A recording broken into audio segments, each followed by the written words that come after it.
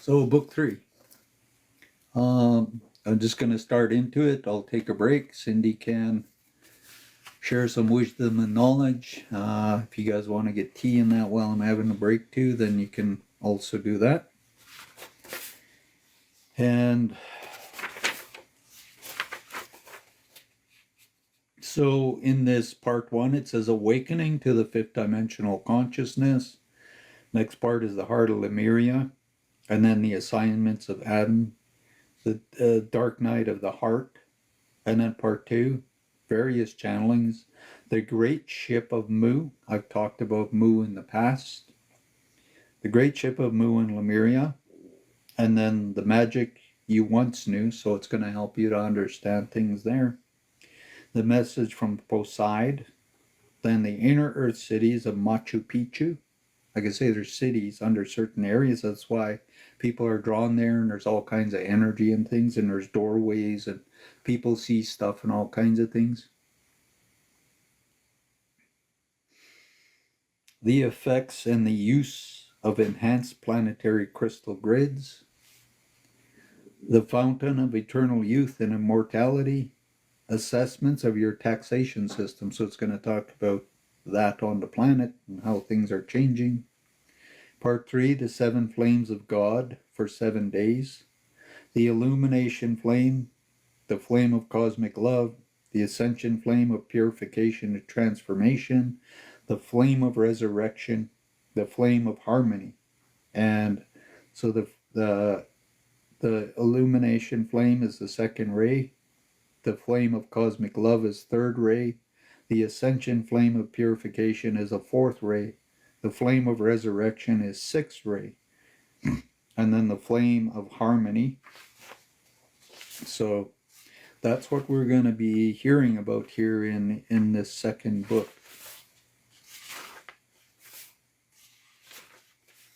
And this is what Adam is in the drawing picture. He shows himself.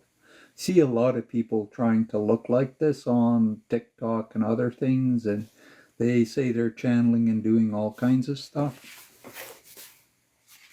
That's why I find it interesting. TikTok, there's a lot of things there you can look at, and you can feel, you can feel and know all kinds of things. So I'm just going to read a few pages and I'll take a break. Then I'll come back and see how long this first one is here. Yeah, I think I might be able to get the first one done. It's about 20 pages. So I'll just start into it, then I'll refresh my tea and take a little break. And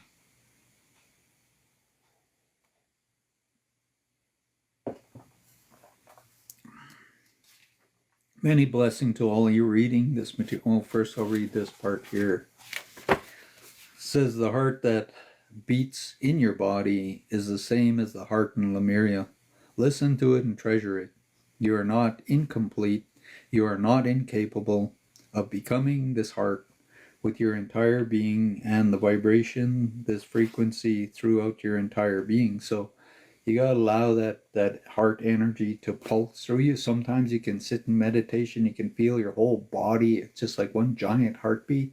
It's quite amazing when sometimes you do that, or you're laying down to sleep at night and this really, really amazing stuff comes through.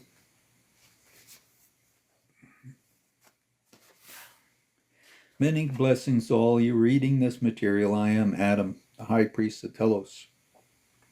I greet you again from my heart and ask you to join us in consciousness for gathering with the Council of Elders of Telos. It is in this way that knowledge gathered from our experience and the frequency of the wisdom gained by all of our souls is passed along the greater society in the Lemurian culture. We gather like this in regular basis and conduct classes as such, although we prefer to call them sharing. Each such meeting takes 4 to 6 hours of your time. An intention is set at the beginning of each such gathering, and the energy shared will be transmitted to all in our community. We gather as brothers and sisters and as mentors and students, for in this manner we all share with each other the depths of our individual essence. Through this sharing, we further the evolution and expansion of our group consciousness in unity and love. We wish to speak to you today about protocols of the fifth dimension vibration that you now wish to understand in order to be able to access it for yourselves in your daily reality. The question has been asked, what do we need to do to ascend to the fifth dimension? And this is where don't say, I know about the fifth dimension. You got to do things to get your energy to go up higher and higher from the third into the fourth, into the fifth. Understand that yes, there are preparations in consciousness. And like I say, it's up here. This holographic machine has to have a lot of different things. And purification must take place. But basically, in the new reality that is now being established on the surface of your planet, the fifth dimension is not a place that you will be going to, but rather a state of beingness that you will attain that will gradually establish the fifth dimension in your present realm. And that's where we're bringing in that new energy.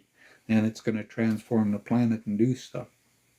The fifth dimension is a vibration, or rather a marriage of vibrations that are represented in the energy of love, trust, companionship, faith, grace, and gratitude, representing a frequency of the purest form. And this is what will transform if you're really bringing it in. People will feel it off you. A lot of people feel all kinds of things off me. The structures and organization of the society in the fifth dimension flow organically from the integration of these energies by the individual who resides here. Our Lemurian community in Telos mirror our fifth dimensional experience as an outpouring of our combined manifestation, the embodiments of these qualities in the heartfelt communion with all that surrounds us. We did not emerge from the womb with this mastery and awareness present in our conscious, and neither did you. Even the new generation children who are arriving each day in your transitioning dimensions are not fully in their mastery, although they are more awake than you were when you came. This is through the joy and the journey of this experience of the earth that we evolve. This is through the grace of this planet that evolution is and has been a part of the experience of every soul who has incarnated here. The grace, I got to do this puzzle here thing again. The grace of your present time is that now you may fully awaken to your mastery and retain this consciousness for the remainder of your soul evolution. And that's where we're going to live really, really long. And that's where we have to listen to the children. We have to understand and work with the earth and the children and the energies and all kinds of things. We can't tell them to shut up or say they're stupid because they read your minds. And if you think negative thoughts, like I say, you're harming them. And you got to really, really want to listen. And you can't tell them they're hallucinating or they're daydreaming or they're this or they're that. You got to really understand.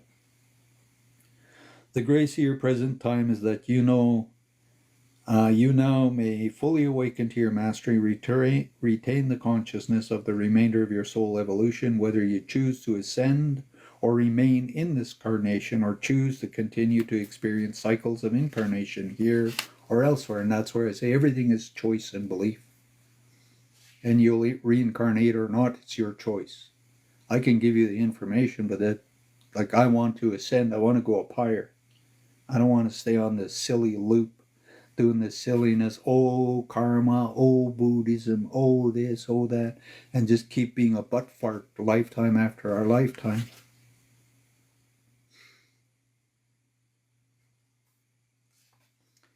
We wish to share with you practices that have been the core of our spiritual evolution. We follow these practices to this day. We share them with our children. They exist as a foundation of our constantly expanding journey through the Creator Source. They are centered on the principles that we are all responsible for our own energy. Before the unity consciousness of the fifth dimension vibration can be fully integrated globally, this work must be done on the individual basis with each one of you. And that's why you think Jesus is just going to come and blink? And he's going to put you in heaven when all you want to do is destroy, party, and do all kinds of things? No, he's not. He's not going to waste his time. got to do the work. You got to clean up all your stuff. You got to decide if you want to do this or not. It's your choice. They are centered on principles that we are all responsible for our own energies. Before the unity conscious of fifth dimension vibration can be fully integrated globally, this work must be done on the individual basis with each one of you. This is a journey that each person must walk to the end, and no one else can do it for you. Most important to these practices is the offering of compassion and nonviolent communication in thoughts, words, and deeds, feelings, and deed. Self-compassion forms the cornerstone of the spiritual awakening that is necessary if one is to recognize and integrate the fifth dimensional vibration. This vibration also exists around you at all times as the frequency of the planet herself becomes more and more refined. It is a responsibility of our human experience, no matter what dimension we reside in, for each one to purify and refine their own vibrations. And that's why you got to learn to smudge and cleanse and put in foods that are going to make you healthy. That's why it's like drinking is polluting your body. It's bringing it down in a lower vibration. Being stoned all the time is bringing yourself down in a lower vibration. So like I say, you got to decide. Go ahead and drink coffee. Go ahead and do what you want. It's your decision. We do this for the evolution of our divine essence, and we do this with the greatest good of all the kingdoms resided on and within the glorious planet that we call Mother. This is a solemn and divine responsibility that does not rest lightly on the shoulders, and yet confers on you a grace that is unparalleled in the history of the earth. You now can walk as masters and mentors yourself. Even your human form may not seem to mesh well with your remembrance of other times and places, where limitlessness and infinite possibilities abound. We say to you with all the truth that our hearts can share that now, this present moment on earth history is a time of infinite possibilities. This is the magical time of creation from the highest divine source to the densest of your physical realities. We know and feel your heart greets ours in this truth. We know and feel your hearts greet ours in this truth. Although your minds still struggle to grasp the full scope of what we are telling you, your minds still demand ritual and rules and proof that is refutable before you will step one step upon this new path. So we will work today with practices that, if you will allow them, can bring you back to the frequency of the faith, trust, not doubt and denial, where everybody wants to be in doubt and denial. And that's where, when I do things, I don't care if people want to believe me or not. I'm not here to prove anything. And I realized that over 20 years ago. And being a channeler, when I channel and do things, I don't try to prove anything. Because I know the universe is the one that knows all things. And if they're showing me this and they're telling me this, then somewhere this is a reality. And like I said in the past, I've channeled a lot of things. I've shown a lot of things in native ceremonies by my granddad and all kinds of stuff since I grew up. And I don't try to prove nothing. I'm not here to prove anything to anyone. Your minds still demand ritual and rules and proof that is refutable before you step one step upon this new path. So we will work today with the practices that, if you will allow them, can bring you back to the frequency of faith and trust. And this is where everything is going to be faith and trust.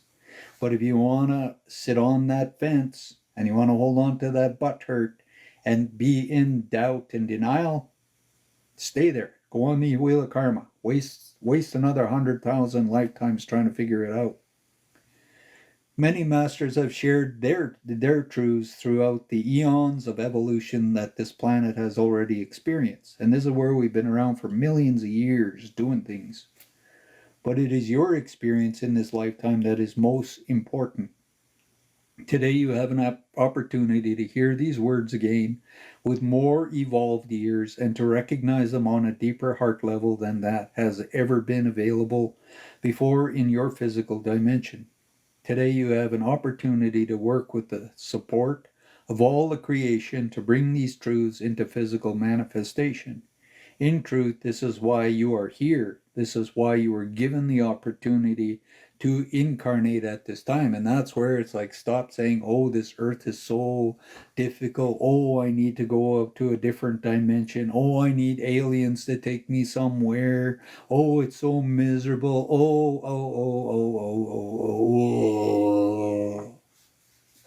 Get so tired of people sometimes. Like I say, I've had a bad life, and I try to get up every day and try to find something good and enjoy and live and want to keep on believing and doing stuff. I don't need nobody to make me believe.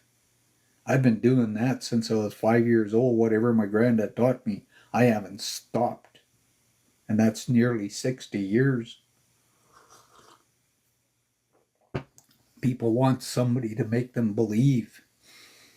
That's why people go to church and all kinds of stuff. I'm like, when are you going to stop it? Today you have an opportunity to work with the support of all of creation to bring these truths into physical manifestation. In truth, this is why you are here. This is why you were given the opportunity to incarnate at this time. As your respected native elders have told you, you are the ones you have been waiting for. And this is, we've all been waiting for ourselves. But people don't want to go inside and meditate. They don't want to shut their brains up. They don't want to stop all these silly things. They always want, oh, there's a singing bowl with cacao tonight. Let's go to that. Instead of go, why am I going to go there? I'm going to, cluck like a chicken and prance like a peacock and do all these silly things. Make my eyes cross-eyed so everybody can go, ooh, you got cross eyes. Ooh, you've ascended. Your eyes are crossed. We will begin the exercise that may already be familiar to you. If you have experienced them in the past, we say now is the time to experience them again with fresh perspectives. If they are already a part of your daily practice, we also say that now is a time to experience them with fresh perspectives. The work that is to be done now in your dimension is, in fact, quite simple. The subtleties that you will witness, however, are enormous. Within each level of vibration that you access and integrate, the activity becomes more simpler, but the results become more and more expansive. And that's why I say it's really easy, but people want to make it difficult. We will explore practices that awaken in all of us the divinity that we are meant to experience and dismantle the illusions that veil the original mind and freeze the heart. We will restore to you methods for awakening your consciousness that leads to inner freedom and an understanding of the true power of love. Level 1 of this practice involves evolution of the self, so it's all about you.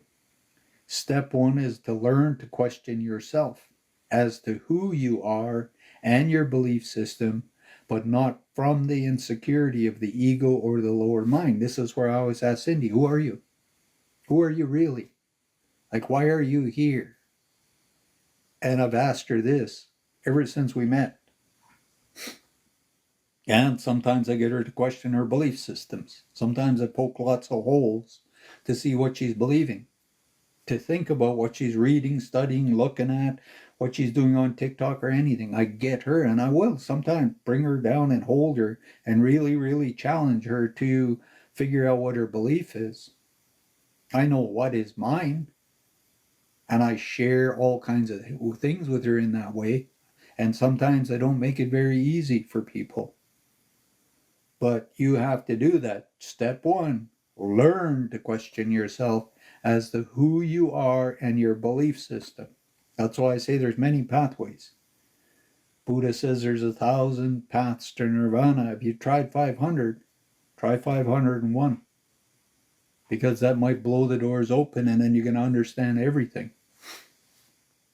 But not from the insecurity of an ego or the lower mind.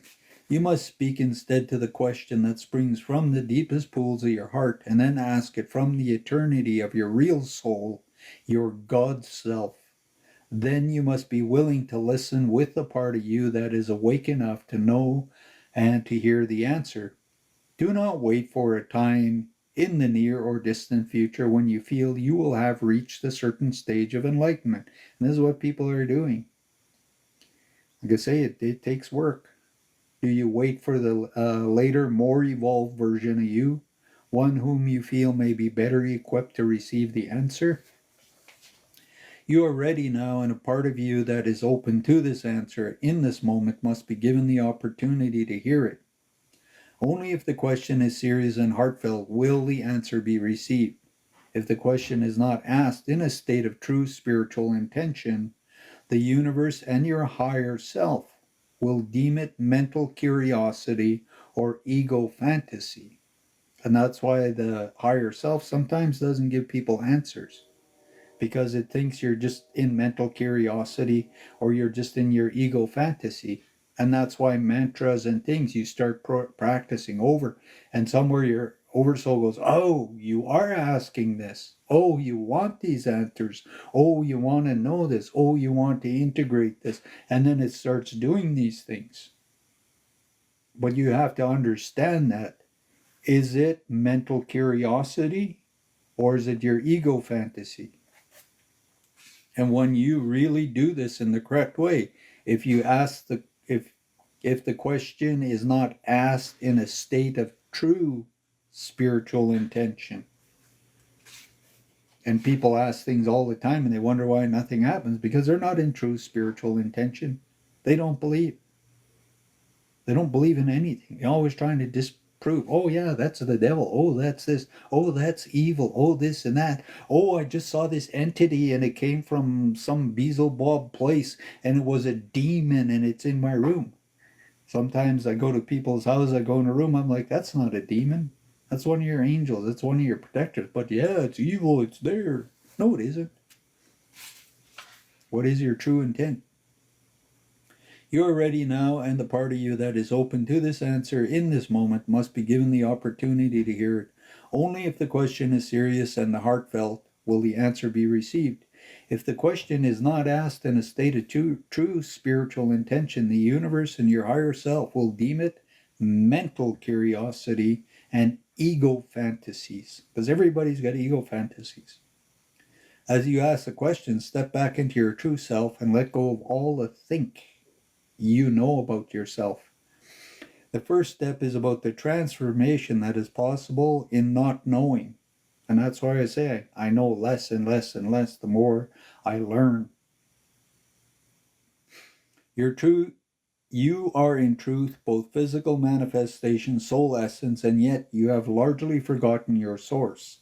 In self-questioning, you confront both essence and manifestation and begin to understand and to witness the sacred contradictions or contradiction that this represents, because we have these contradictions and fears.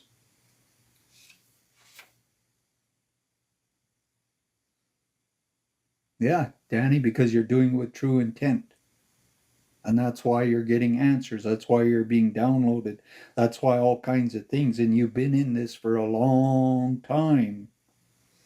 And when you ask a question, it is in the deepest true intent. So your oversoul makes it happen. Spirits come in, things happen. And some people are born this way. They just don't understand. It's normal to them. It's normal to me.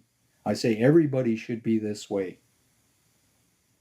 As you ask the question, step back into your true self, let go of all you think you know about yourself. The first step is about the transformation that is possible in not knowing. And the universe is that way. Like everything is unknown. Once you're in it, you're going to know it. But until you go in it, you won't know. This is where I have to go places and try all kinds of stuff to discover what is there. Because when I'm in it, then I can share it with you and teach it and help you understand all kinds of things. But until then, I don't know it. When I do a clearing on somebody, until I'm in their energy with their angels and that, I don't know. And you can ask me a question and your oversoul may say, nope, we're not giving that answer. Tell them this, tell them that, do this, do that, and whatever. And then they'll say, oh yeah, he's full of shit. He's not a channeler. He's not a reader. He's not a healer. Oh, he didn't answer my shit, my this and that, and he's a liar. No, I'm not. I know what the hell I'm doing. The practice is about the infinite possibilities that are present in not knowing. You are, in truth, both physical manifestation and soul essence, and yet you have largely forgotten your source. In self-questioning, you confront both essence and manifestation and begin to understand and to witness the sacred contradiction that this represents. Only when you embrace this contradiction will you arrive at the first stage of awakening your mastery. Now that says lots, because these I know foghorns, these yogi butt farts, and they're in the bliss. Like I say, only when you embrace this contradiction and you understand it and you step into it, then you know. Only when you embrace this contradiction will you arrive in the first stage of awakening your mastery. So write that down. Not knowing. Stop trying to know the fifth dimension before you do anything to get there. Start trying to walk towards this without knowing. Stop trying to control which master, which one is light, which is truth, which is a butt fart, which is this and that, which one is a chicken clucking or a peacock waving its pretty feathers around and saying, oh, be like me so everybody can like me. Like, go into the unknowing. Be happy with it. That's what I love about going into sweat lodges and picking up a drum. And I start drumming and I start singing. I'm just right in it. And then all of a sudden I'm in the not knowing. And the Creator is showing me things and telling me things and all kinds of stuff. And I'm just like, woohoo! And I'm back in my body. Until the next time it happens. I don't tell them to do that to me. They know when to do it to me. And I like being in the unknowing. I love meeting a person and doing a clearing, and all these things go on. And when I'm finished, I'm like, wow, that was so amazing. It was mind-blowing. But people are like, oh yeah, I'm a shaman. Boy, when I pick up my feather, man, everything goes on. I'm like, you're not in the not knowing. All the elders and medicine people I ever worked with and sat with and was trained by, they went into the not knowing. They say, I don't know anything. When I pick up my pipe, when I do this, something comes in that knows everything. I don't. That is the true spiritual master. You are in truth both physical manifestation, soul essence, and yet you have largely forgotten your source. In self-questioning, you confront both the essence of manifestation and begin to understand and to witness the sacred contradiction that is represented. Only when you embrace the contradiction will you arrive at the first stage of awakening your mastery. And that's where people want to be in bliss. What is bliss? They don't know, but they're always running around looking for bliss. Drives me nuts when I'm around those kind of people. This mastery is not about metaphysical abilities and phenomena. The first level of mastery is the experience within your own heart of being present in the same breath with your divine essence and the ways that you manifest it. It is the recognition in each and every moment that this divinity is present even in the physical manifestations that seemingly serve only the illusion. Until you are able to hold compassion for yourself in the seeming contradiction and live from the awareness that you hold both the spirit and the manifestation of this or any dimension together within yourself, you do not allow the energy that is your first tool of mastery. To become a master is to remember your true self, and yet to do it in the temple of your physical manifestation. This is your temple. And that's why you manifested and created it. In this time, in this space, ascension is nothing more than awakening to the truth of your divine self within this dimension and any other within this body and any other. So when you become multiple and you become all these different things and you don't turn it on and off like a TV, people's like, oh, I'm just going to pop on my third eye and I'll just close it and pop it on like turning on a TV. I'm like, I don't do that kind of stuff. Without self-compassion, How can one accept all of the seeming contradictions that are the truth of your world? And some things are backwards. On this earth, we're taught it's this way, but it's actually the other way. And we were trained to believe in all of that. Without self compassion, how can one hold both the essence of what you are and the outward manifestations that seemingly limit the confines, that essence within the same heart and the same space of unlimited love?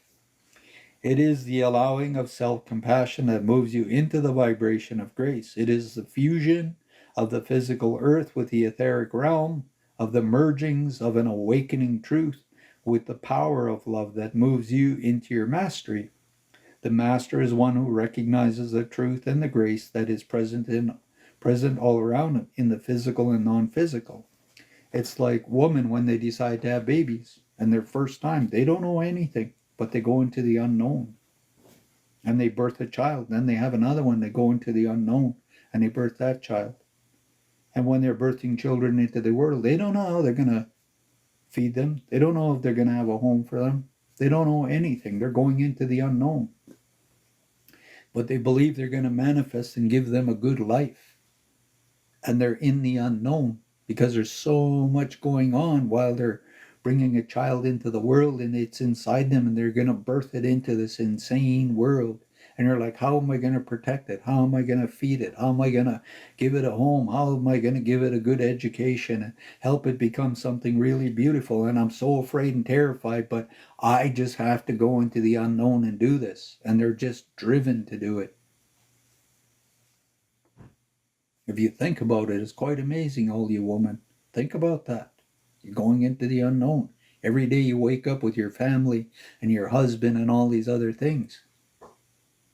Think about it. Go really deep into yourself and stop saying silly stuff.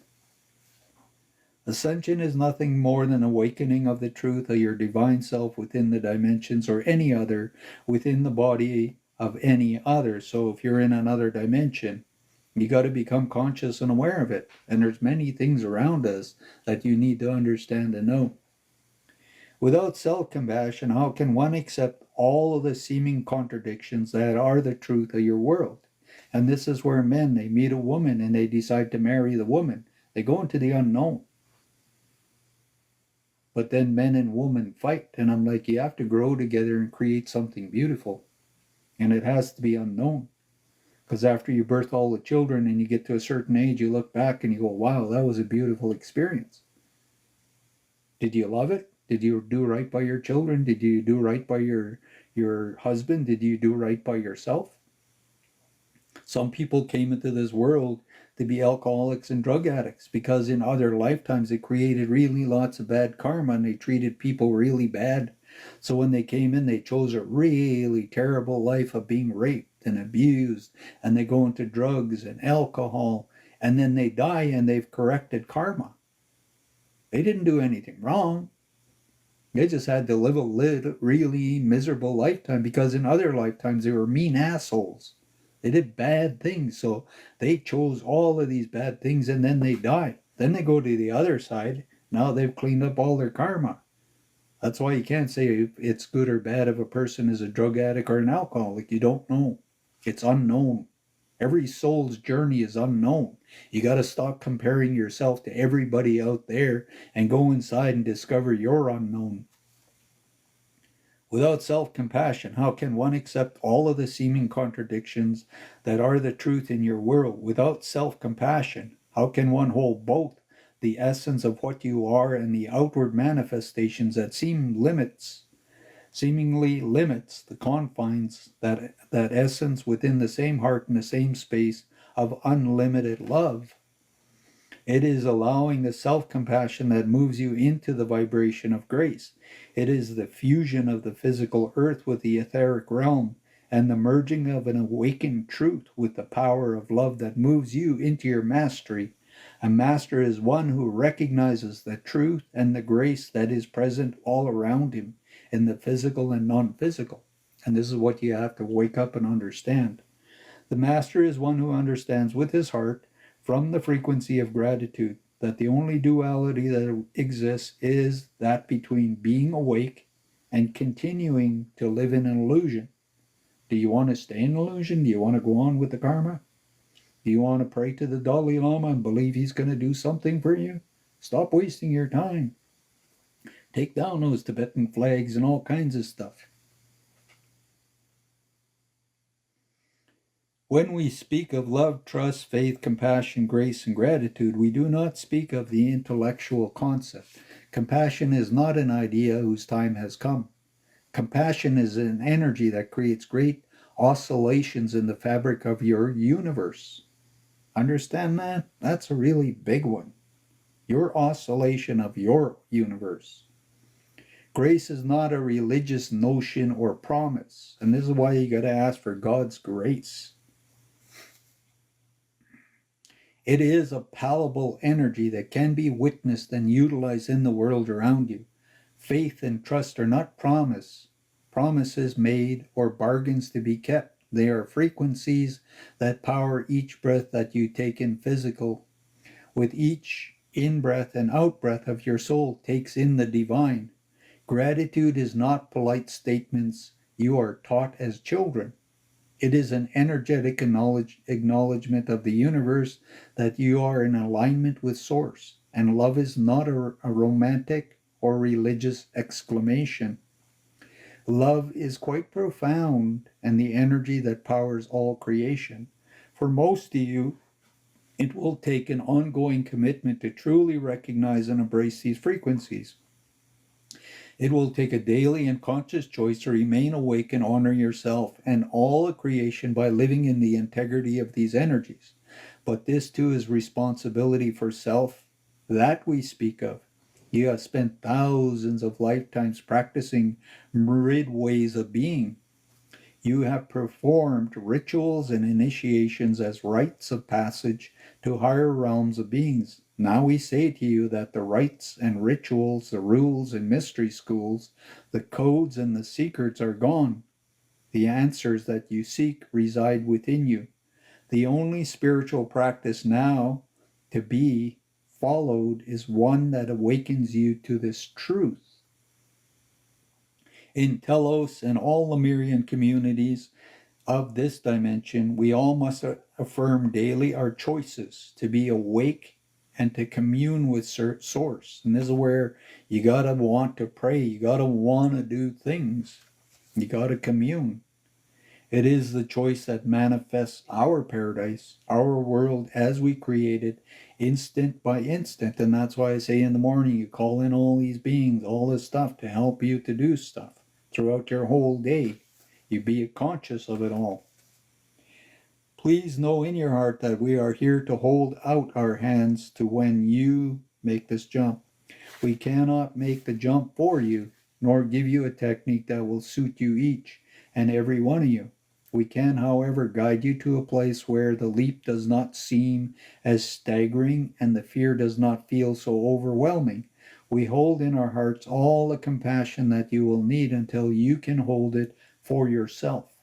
We cannot teach you how to be compassionate with yourself, but we can show you how to want to be compassionate with yourself. For this want is in itself the one true question that all in your universe offers support and answers. This want or desire is itself a force, a tool of mastery and a tool of awakened human beings. This want is a voice of human heart that recognizes after many dark nights of the soul that can question, is in a loving way everything that it has always known. And this is really important to understand. This want is not compelled by the need. It is not a desire for something that is missing. It is instead a knowing in the heart that everything is already here. You must simply give it form. It is compassion to allow all the other possibilities of creation that the human mind has not yet awakened to. And everybody is trying to control that, trying to control the unknown. We stand on the other side of deep rushing streams that represent all that you think you know about yourself and call to you from your hearts with a sweet song, a song frequency. We offer your heart to help awaken in you the energy to jump over those churning waters without a thought. We will be there to catch you on the other side as you land on the shore of unknowing. The universe will herald your arrival with the trumpets of angels. All is appropriate in this wanting and the not knowing, and is all aligned with your ultimate grace, that is the divine plan for the highest good of all.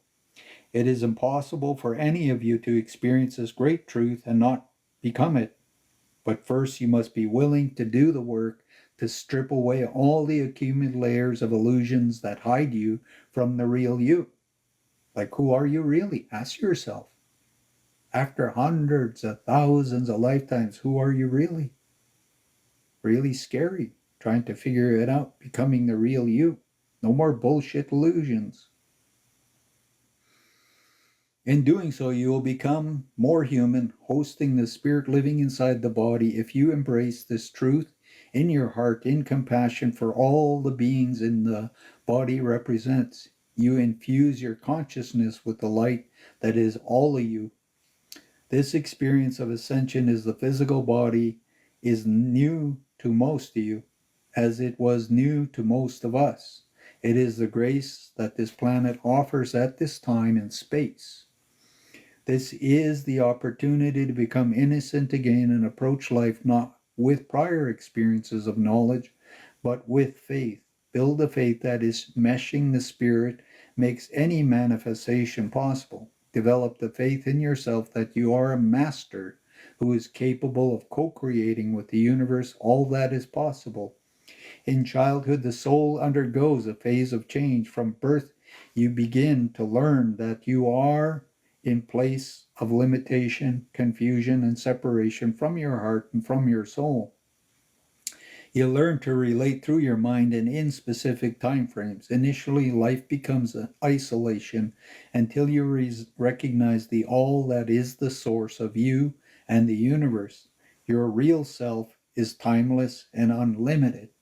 And like your real self is a God, it's very, very ancient, very wise, intelligent, and it is your ego, because when you're finished with this body, it's going to create another one. And you don't fight with that unknowing, powerful you. You learn to listen and give and surrender into it. Mastery does not mean knowing everything, as some of you so may believe. Life is a continuous process of unfolding. The Creator exists in the perpetual state of creation, and so do you. True mastery is the understanding of how to use that which is within as well as that which is outside of yourself. And that's why I'm like, there's a light inside you, but there's a bigger light here. There's a bigger energy and knowledge that wants to come in and become everything. And people are trying to know what this is before they even decide to let it in and become it. True mastery is the understanding of how we use that which is within as well as that which is outside of yourself. The true mastery involves knowing in the moment only that which is appropriate for that moment. And that's what I do. In the moment, I always know. I can go someplace, the universe is like, you got to go here. And I'm like, why? They're like, you already know. I'm like, no, I don't. And then I go there and I'm doing something. And I'm like, oh, shit, I know everything. And they'll do that. But until I'm in the energy, I won't know. Step 3 is the sacred one. It is the experience of communing with your soul as a doorway to your God self. Your soul contains every emotion ever experienced by you and relates to all your experience in the now moment.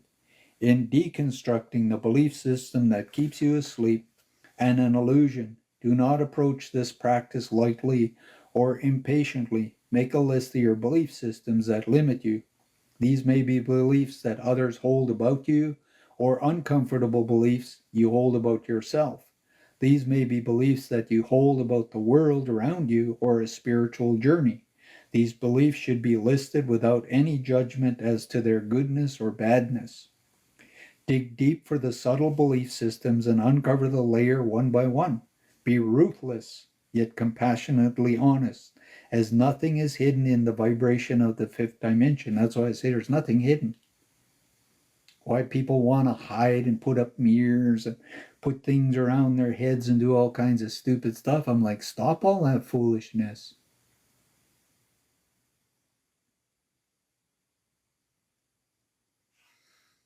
Cool, Oracle Alchemy. So, like I say, be honest with yourself. Dig into this. Dig deep for the subtle belief systems. Uncover the layers one by one. Be ruthless yet compassionately honest, as nothing is hidden in the fifth dimension. Carry this list with you and keep adding to it for as many days as is needed until you feel completion. You may not wish to look at the beliefs that you have so carefully wrapped around yourself for protection. Yet each of these beliefs holds a piece of your energy, a portion of your God force that is needed for your complete awakening. And so the moment is now to begin reclaiming the truth of who you are, not intellectually, but energetically. That's why I say call all your pieces back, call everything back.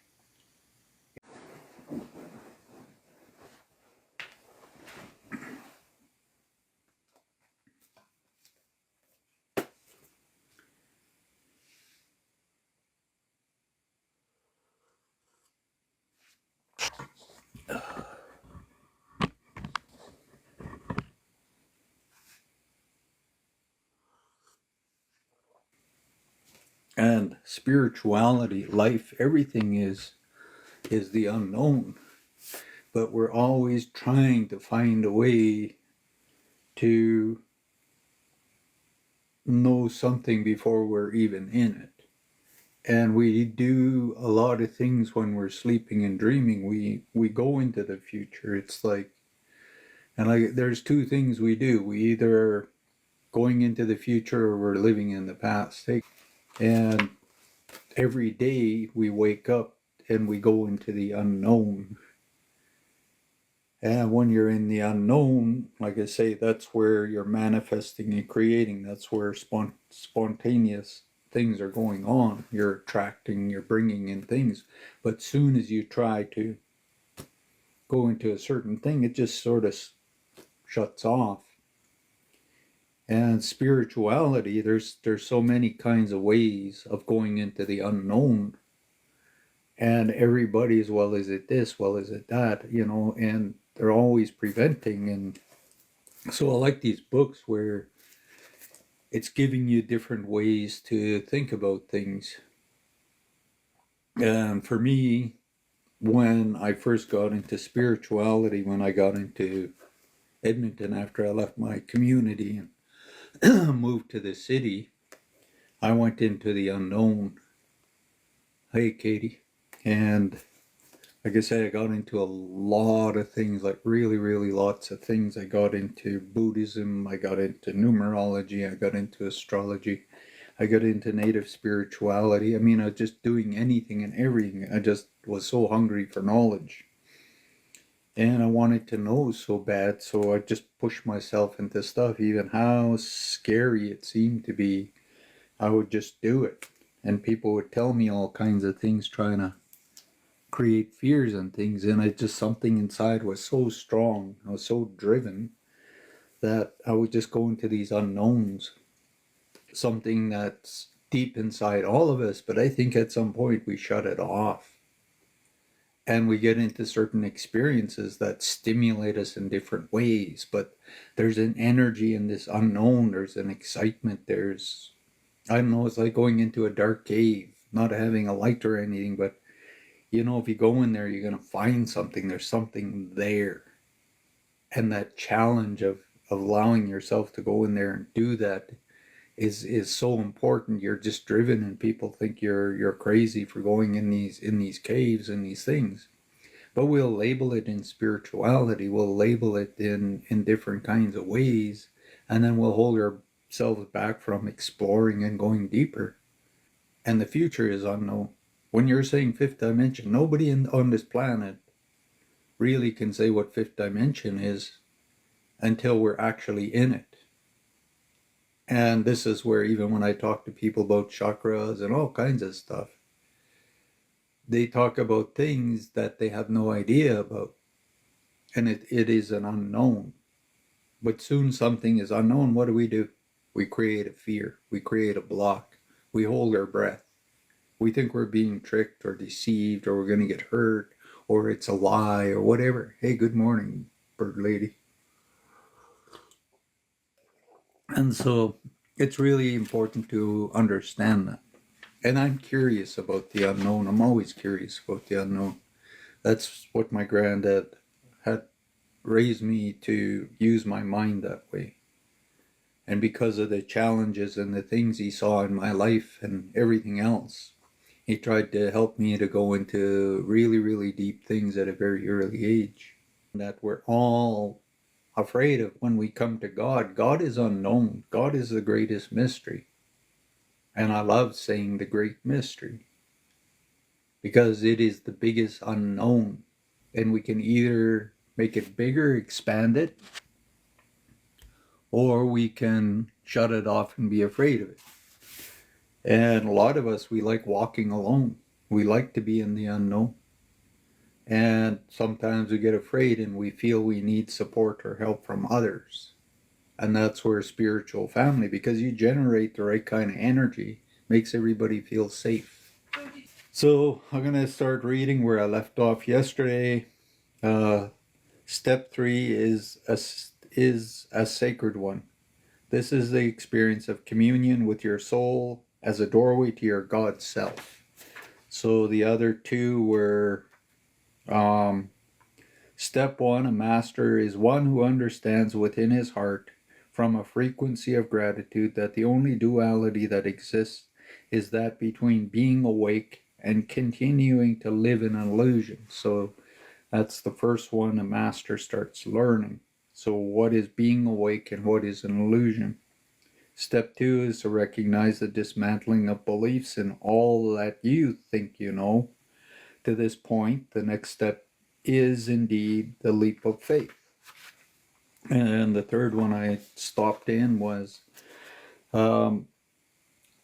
step 3 is the sacred one. It is the experience of communion with your soul as a doorway to your God self.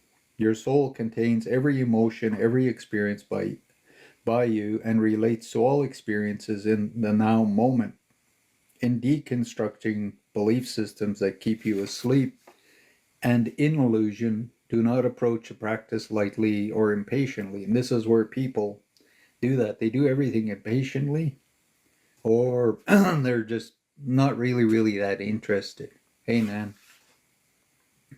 make a list of the belief systems that limit you. These may be beliefs that others hold about you, or uncomfortable beliefs you hold about yourself. These may be beliefs that you hold about the world around you or your spiritual journey. These beliefs should be listed without any judgment as to their goodness or badness. Dig deep into the subtle belief systems, uncover the layers one by one. Hey, Tipson. Be ruthless yet compassionately honest, as nothing is hidden in the vibration of the fifth dimension. Carry this list with you and keep adding to it for as many days as is needed until you feel completion. You may not wish to look at the beliefs that you have so carefully wrapped around yourself for protection. Yet each of these beliefs hold a piece of your energy, a portion of your God force that is needed for your complete awakening. And so the moment is now to begin reclaiming the truth of who you are, not intellectually, but energetically.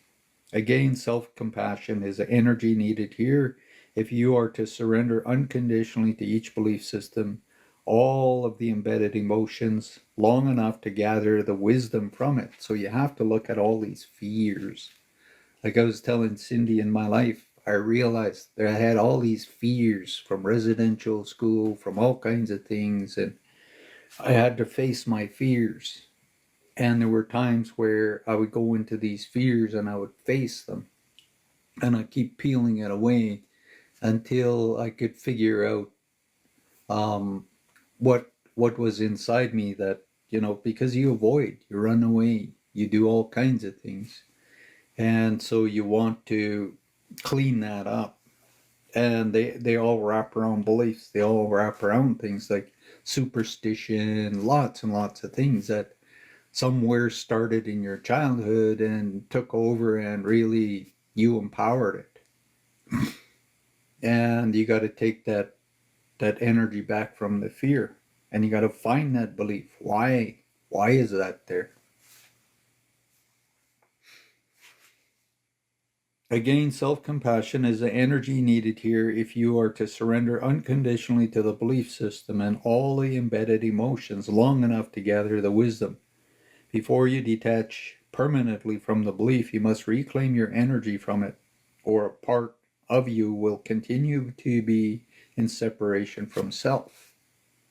And it's really important to understand that. Hey, Sonny Bear.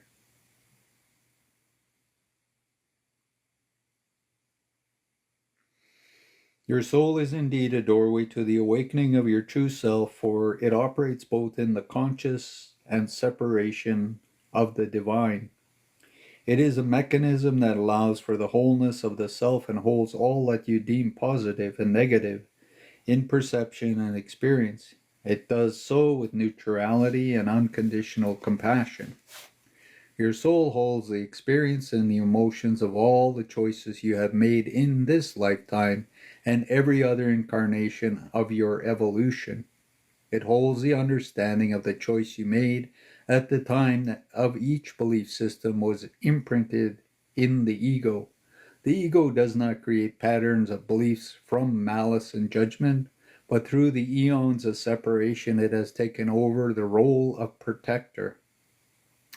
The ego has been a safeguard of individualization for the planet and a human race that chose the experience. But now the time of unity conscious is at hand. You are called forth to heal all that holds you back. Now we suggest that you make another list of what you know in the depths of your heart to be true about yourself. Be equally as non-judgmental. Explore the difference between what you think you already know in your mind and the true knowingness that comes from oneness with your divine essence. To create this list, you must once again delve beneath the layers of limitation, move aside old teachings and paradigms of being. You must listen with the simplest and purest of motives. This list will not come in words from the mind as the first one did, but from the heart in a form of vibration. This vibration will grow stronger and clearer until you experience a tone of such unmistakable truth that you feel the totality of your being expanding. Only then may you add an item to this list, because only then will you truly know. And that's where energies, when you're healing, doing all kinds of stuff, there's a really strong energy or something. And some people get really close to it and then they get afraid and they shut it off and run away. This list is to be added to from this time onwards, as it will continue to evolve as you awaken. The energy waves that this list creates will travel through all time and space and dimensions that comprise your soul evolution. Most importantly, this list will carry the energy of you. You will begin to live in it in such integrity that no one in all creation can dispute its truth. It will become a blessed tool of your mastery. Your ego experience of negativity will come very much into the forefront of the practice. What is negativity but a perfect reflection of limited belief? And that's why I say when you get knowledge, it gets rid of fear.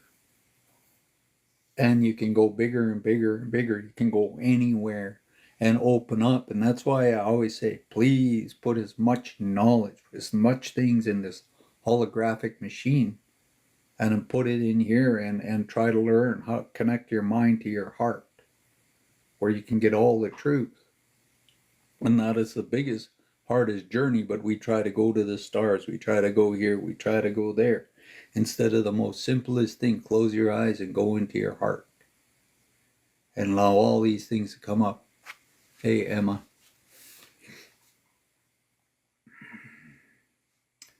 What is negativity but perfect reflection of limit belief? What is negativity but judgment that the ego has made as protection for itself? So again, self-compassion must become your loving companion who asks you in a gentle voice, is this the real truth of who I am? That's why I'm like, who are you? Who are you really? In this voice, you will create a third list of judgments that you should still hold about yourself. The next level of awakening holds the opportunity for much healing, allowing you to open and allow your open and innocent soul to guide you now. This third list is now not a burden. It is through the grace of this list that the knowingness gained here, the experience of oneness with self, is available instantaneously. In reality, giving to yourself this gift in truth and love can be an aesthetic experience. So you can start feeling these energies and being in them. The transformation and freedom that are manifest when judgments are healed can bring great acceleration to your journey of awakening to become a gift like no other. Have patience with these judgments and with all that is unresolved in your heart. You will come to love the process itself. You will see these judgments in the form of mirrors that present themselves to you through your judgments of the world outside. Work within the framework of compassion and allow the transmission of grace to envelop you. Allow then the transformation of judgment to unfold. How can you embody the purity of love in the physical way if you hold yourself in judgment of anything? How can you hold a sacred vision of yourself that is the seed of all creation if you judge? And that's where it's a trap. And people hang on to that. And it's like, oh, maybe I need to let go of this. Nothing interferes with ascension. If you really, really are truly doing that, you're going to spontaneously heal everything.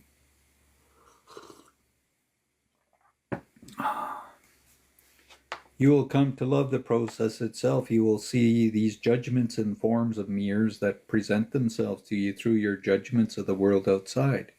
Work within the framework of compassion. Allow the transmission of grace to envelop you. Allow then the transformation of judgment to unfold. And that's the hardest thing for humans, to release judgment. And my granddad tried to teach me that as a little boy, and it was very, very confusing.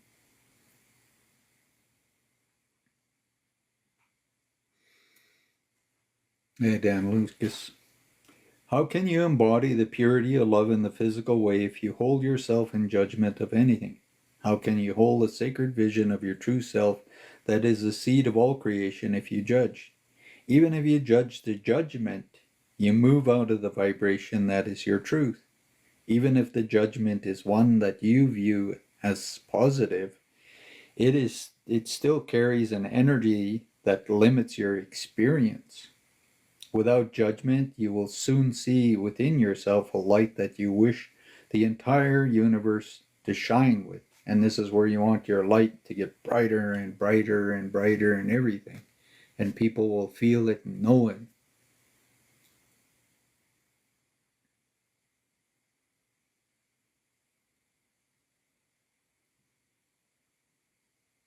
Cool, Dawn Ababa, you're clean now. It's good. Pat yourself. You did a good job.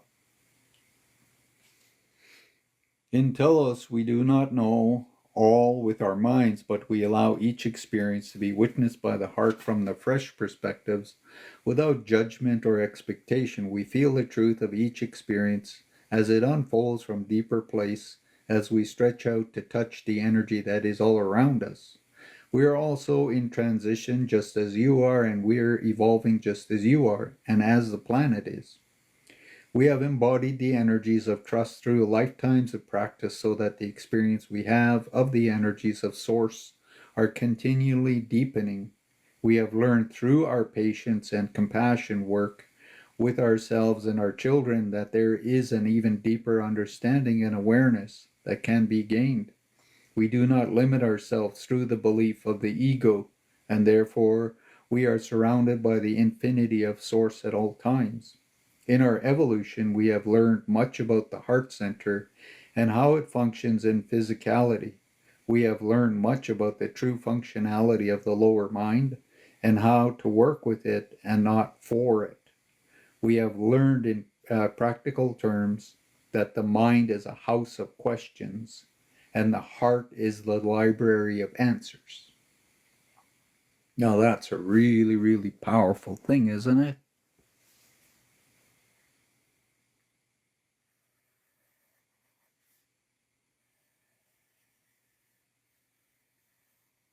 So have you ever thought of your mind that way or your heart that way? Because it should be really, really big. It's like, whoa. And I'm like, it's really important. I question everything. It's always just question after question after. And I've been that way since I was a very, very small boy. We have learned in practical terms the mind is a house of questions and the heart is the library of answers. And I say the heart can't lie. It knows everything. It's connected to God. It's the brain that will change it and make it do this and that because of the beliefs or the superstitions or the culture or the fear, whatever it is that's the illusion. And when you start realizing this, you're like, whoa, maybe I need to change this. Maybe I need to put this on pause for a little bit. And this is where you start realizing you can heal and transform anything. We have learned to love our questions and to cherish the answers that the heart recognizes with each question. And this is where we're constantly questioning. Things are always streaming in. Where are all these thoughts coming from? It's like when I was talking the other day where a prayer will come in and I'll just start praying it. And by the time I finish it, I'm just like, whoa, where did that come from? And I think about everything the prayer said. And it was so deep and everything. And I'm like, where? Like, where did it come from to go in here for me to pray that? And sometimes these things go on and they're just magic. And I don't try to change or alter things. I try to allow things to flow. And I try to be in that. I try to be in that unknown. That's the hollow bone. We have learned through the practice of non-judgment to embrace all of the energies of self and to love and stay conscious of doubt and fear when they arise. So you have to really be conscious of that. Especially when you grow up as a child and you're always called an idiot or dumb or things. It's really, really hard to change that. Or having, say, your dad or your mom or your uncle come and hit you on the head, and it just startles you. After a while, you make yourself really believe and think that you're dumb.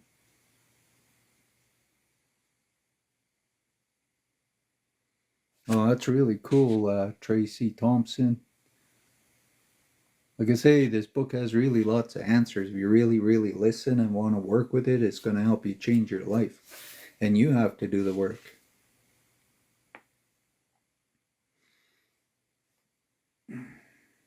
We have learned that honesty is synonymous with non-judgment, and that this honesty must begin with self, and that the greatest source of wisdom resides within your heart, everybody's heart. We have integrated and become this learning because of our continuing practices of it. And like I say, if you want to do this, you can go more and more. Like I say, the biggest journey is from here to here. What is it, about 2 feet? From my head to my heart here, and then 2 feet back. So the longest journey since we were born was what, 4 feet? And that's the interdimension. That's the answer to everything. That's the truth. An old medicine man told me this. He says, you came into this world, but one day you're going to realize your hardest, longest journey was from your mind into your heart. Listen to your heart and then take it back into your mind. That's 4 feet. And people are trying to go to the moon. People are trying to go out into these stars. People are trying to astral travel into the other worlds and all kinds of places. I'm like, why can't we just go here? and be at peace and happy and have all the answers. Because the heart is a library, it only knows truth. The brain, like I say, is a TV or a radio, and it will play all kinds of games.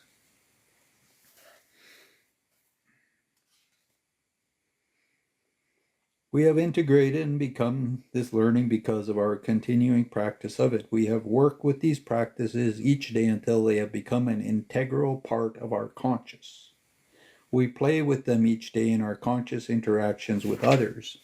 If we find ourselves expressing in thought or deed an attitude or a belief system rather than the true knowledge of our hearts, we immediately explore the opposite actions of our thoughts. And this is where women and girls, when they're growing up, especially in their early ages until they get about 25, 30, is in their hearts. They do things.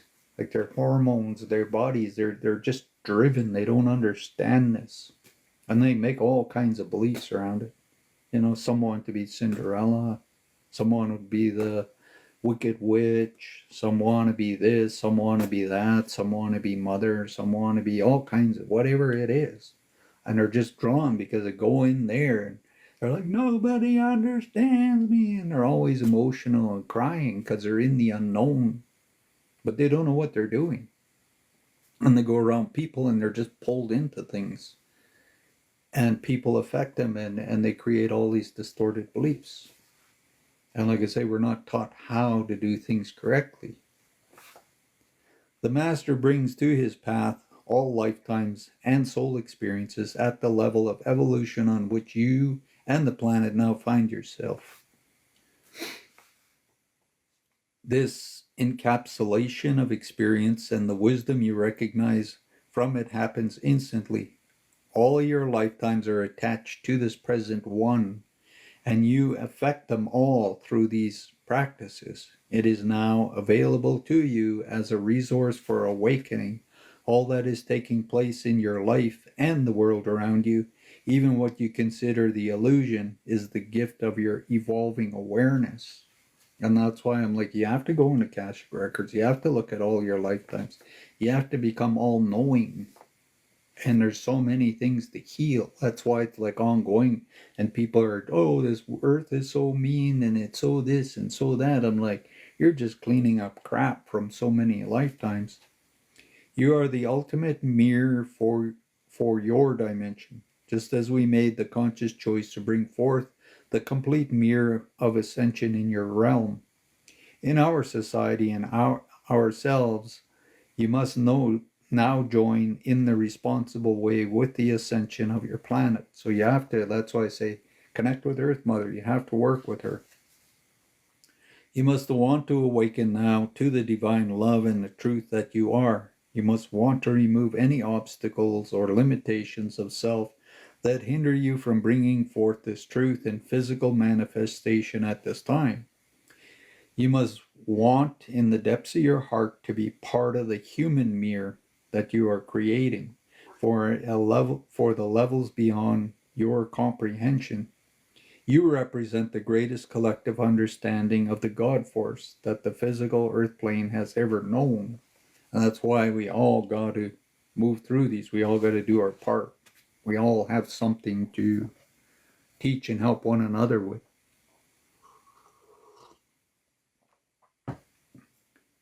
You are preparing your heart as a sacred ground where multitudes will soon walk.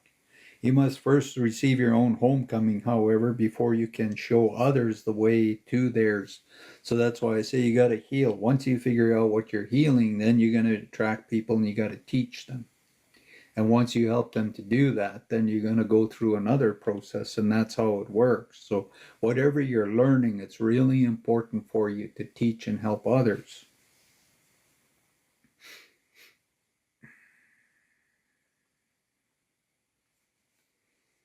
You are preparing your heart as a sacred ground where multitudes will soon walk. So that means that if you can do it, others can do it. Like if I can do what I've done in my life, all of you can do the same thing.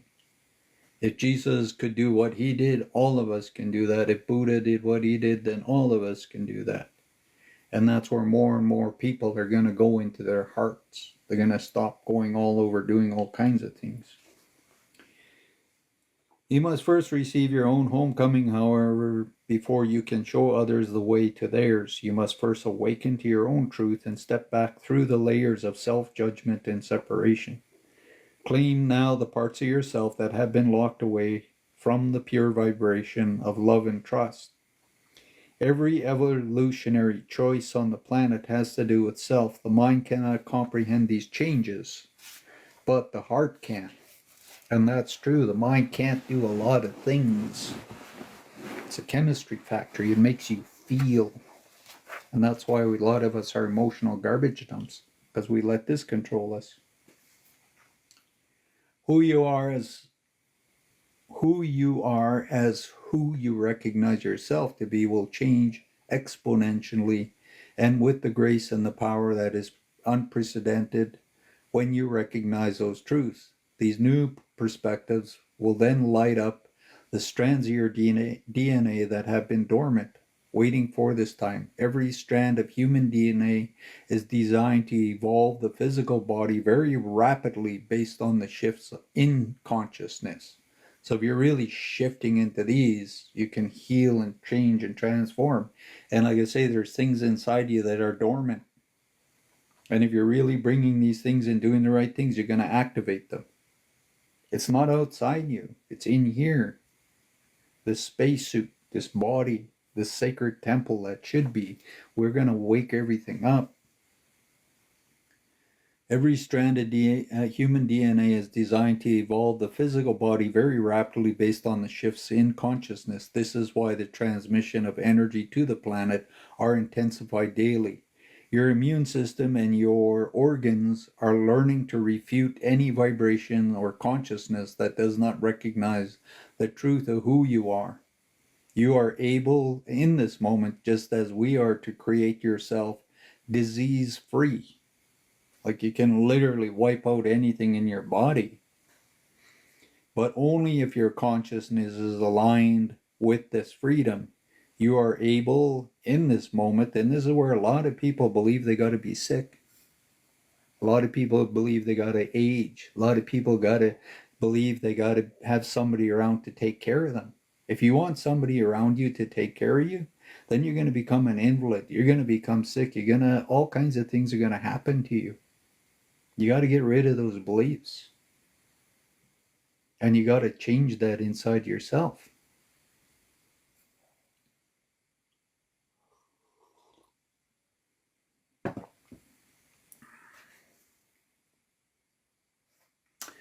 You are able in this moment to interact with the multi-dimensions that are the matrix of your universe, but only if you are awake to your own energy matrix.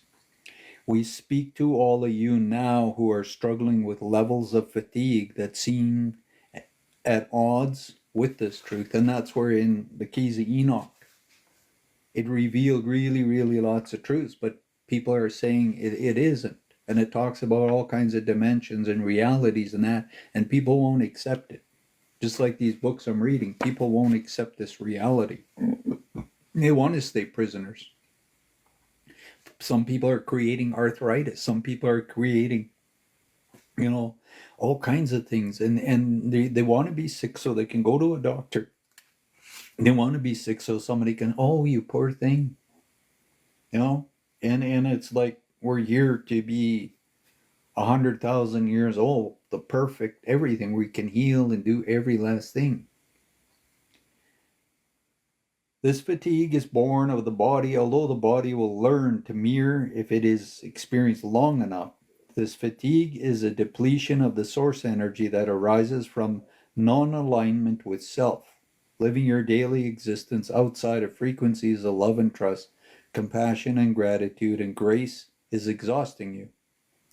Choosing a daily spiritual practice that will dissolve the limiting beliefs and judgments that preclude you from this divine energy will not further reduce your vital physical energy. This choice will instead enliven you. This choice will realign your system as if realigning the pipes of your kitchen sink so that the energy you want flows easily again. And somewhere we stepped out of that as children, all that joy, happiness, where we just had so much energy. And we go into practices and we find this, and then we come out of it. And it's like going in and out. It's like we're yo-yos. And depending on who we're around in that, and that's why everybody's into yoga, trying to force this, trying to bliss out and stuff. I'm like, it should be just something that's normal all the time. Step 4 of this practice is threefold. Each morning upon rising, take some time in solitude to contemplate your state of being, honestly and without judgment. Ask your guides and support teams, such as us, and your own higher self to release old beliefs and limitations that no longer serve you. Ask the universe to provide you with a new perspective each morning, and allow yourself to be in a state of unknowing. And this is where I say you got to be in the unknowing, always. With the mind and knowing with the heart. So this has got to be unknowing, because this one is a library that has all the knowledge. And if you're really, really practicing and doing it right, it's going to change stuff. Ask the universe to provide you with an easy and graceful mirrors where needed to fully awaken your consciousness. And ask that throughout the day, your physical energy will grow in equal portions to the conscious work that you are doing with yourself.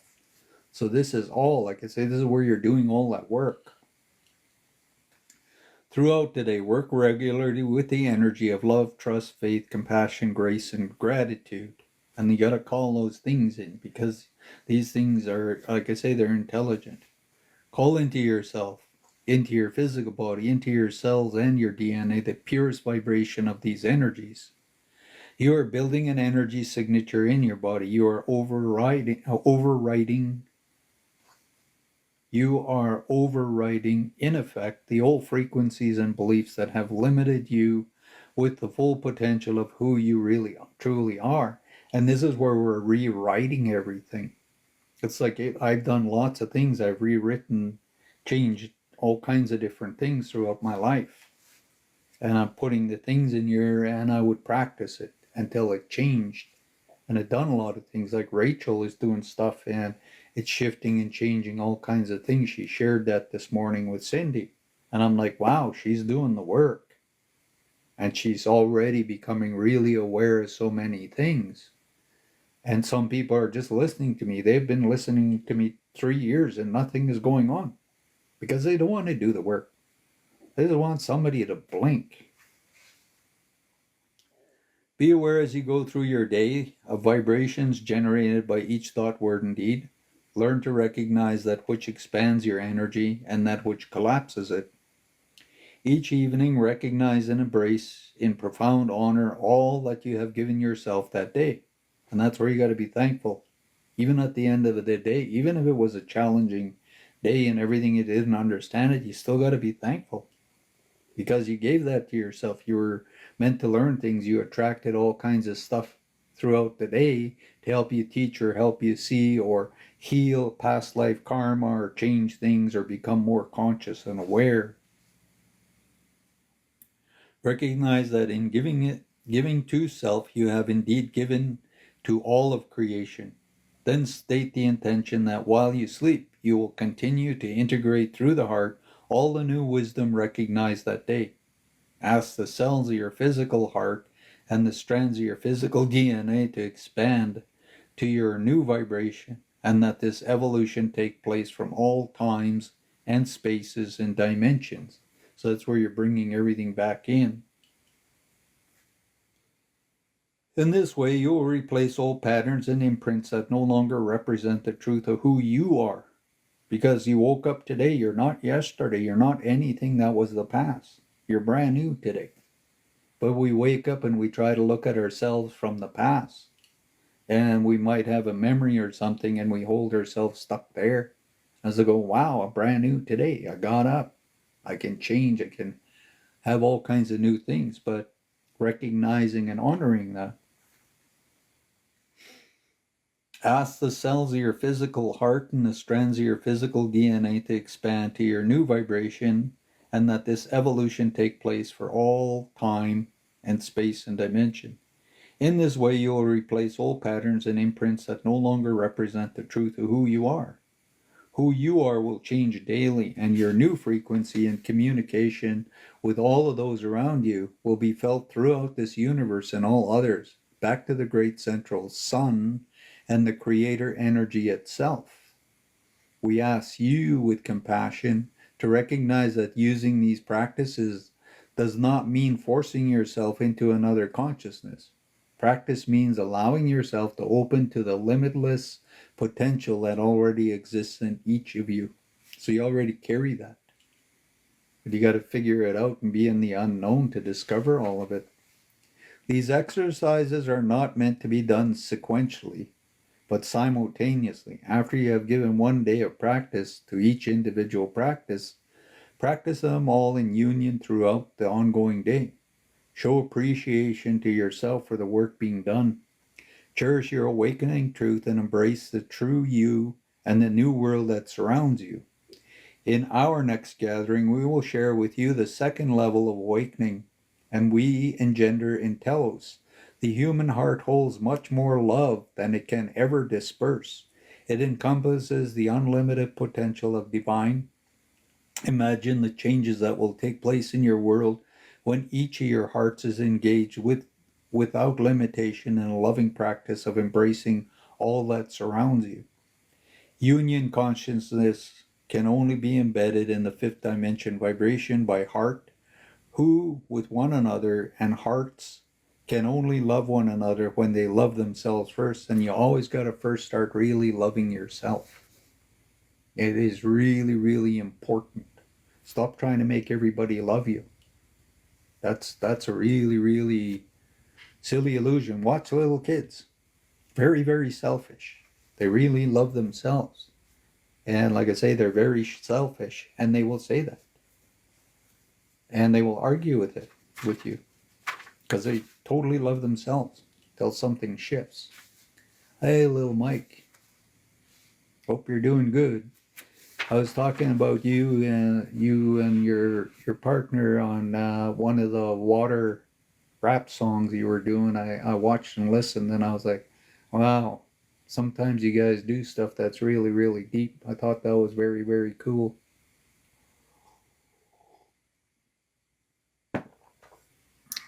Glad when I see you join once in a while.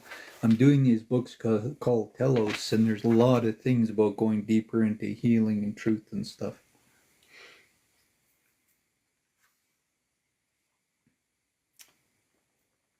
So, it encompasses the unlimited potential of the divine.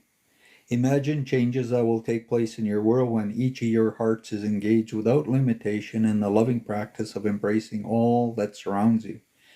Union consciousness can only be embodied in the fifth dimension vibration by hearts who love one another, and hearts can only love one another when they love themselves first.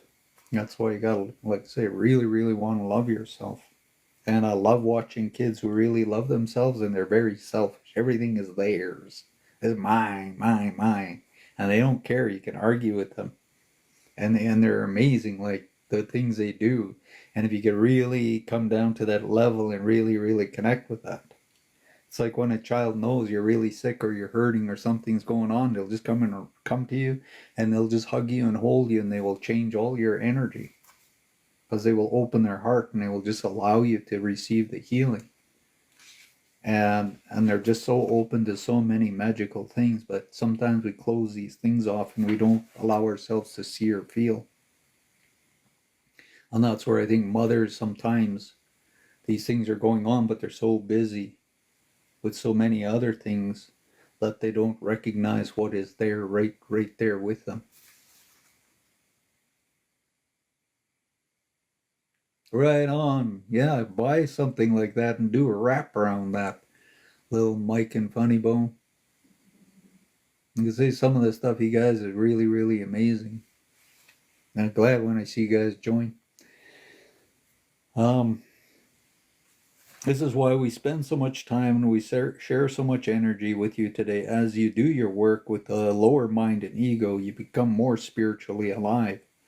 Only in the world where you can, by conscious design, allow every thought, word, and deed to manifest the love, trust, grace, faith, compassion, and gratitude that resides unconditionally within you, will you inherit the fifth dimension.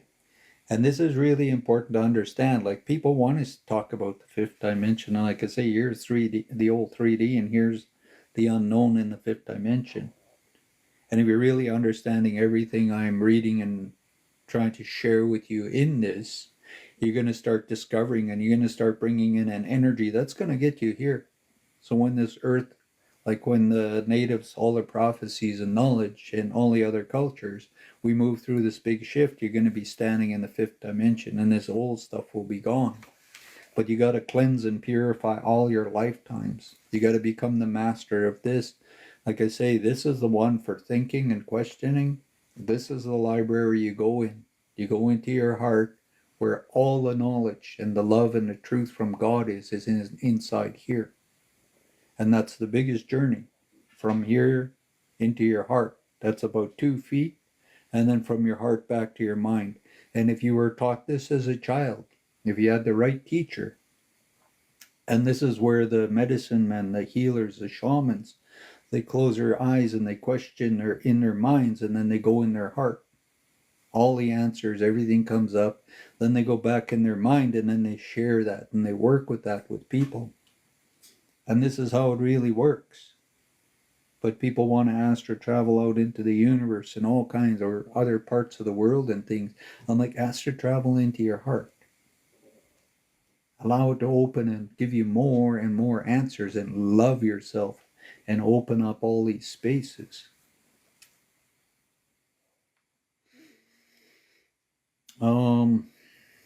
Only in a world where you can, by conscious design, allow every thought, word, deed to manifest in love, trust, grace, compassion, and gratitude that resides unconditionally within you, will you inherit the fifth dimension.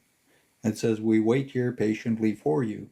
It is your time now to shine forth. And it says, practice of the evolving soul. So I'm going to read these practices. And it's just about my break time. I'll refresh my tea and things, and Cindy can come and talk. Then we'll go into chapter 2. It's the heart of Lemuria, so it's going to talk about stuff around that. I want to see how long this chapter is, because I might have to try and power through it. Some of these chapters are really, really long. Yeah, it's going to be about 20 pages. So in an hour, I'm going to try to go through 20 pages, and I'll see what I can teach and stop in places. So practicing of the evolving soul. Awakened masters of the energy of love, trust, faith, compassion, grace, and gratitude. Like, write these words down. Love, trust, faith, compassion, grace, and gratitude.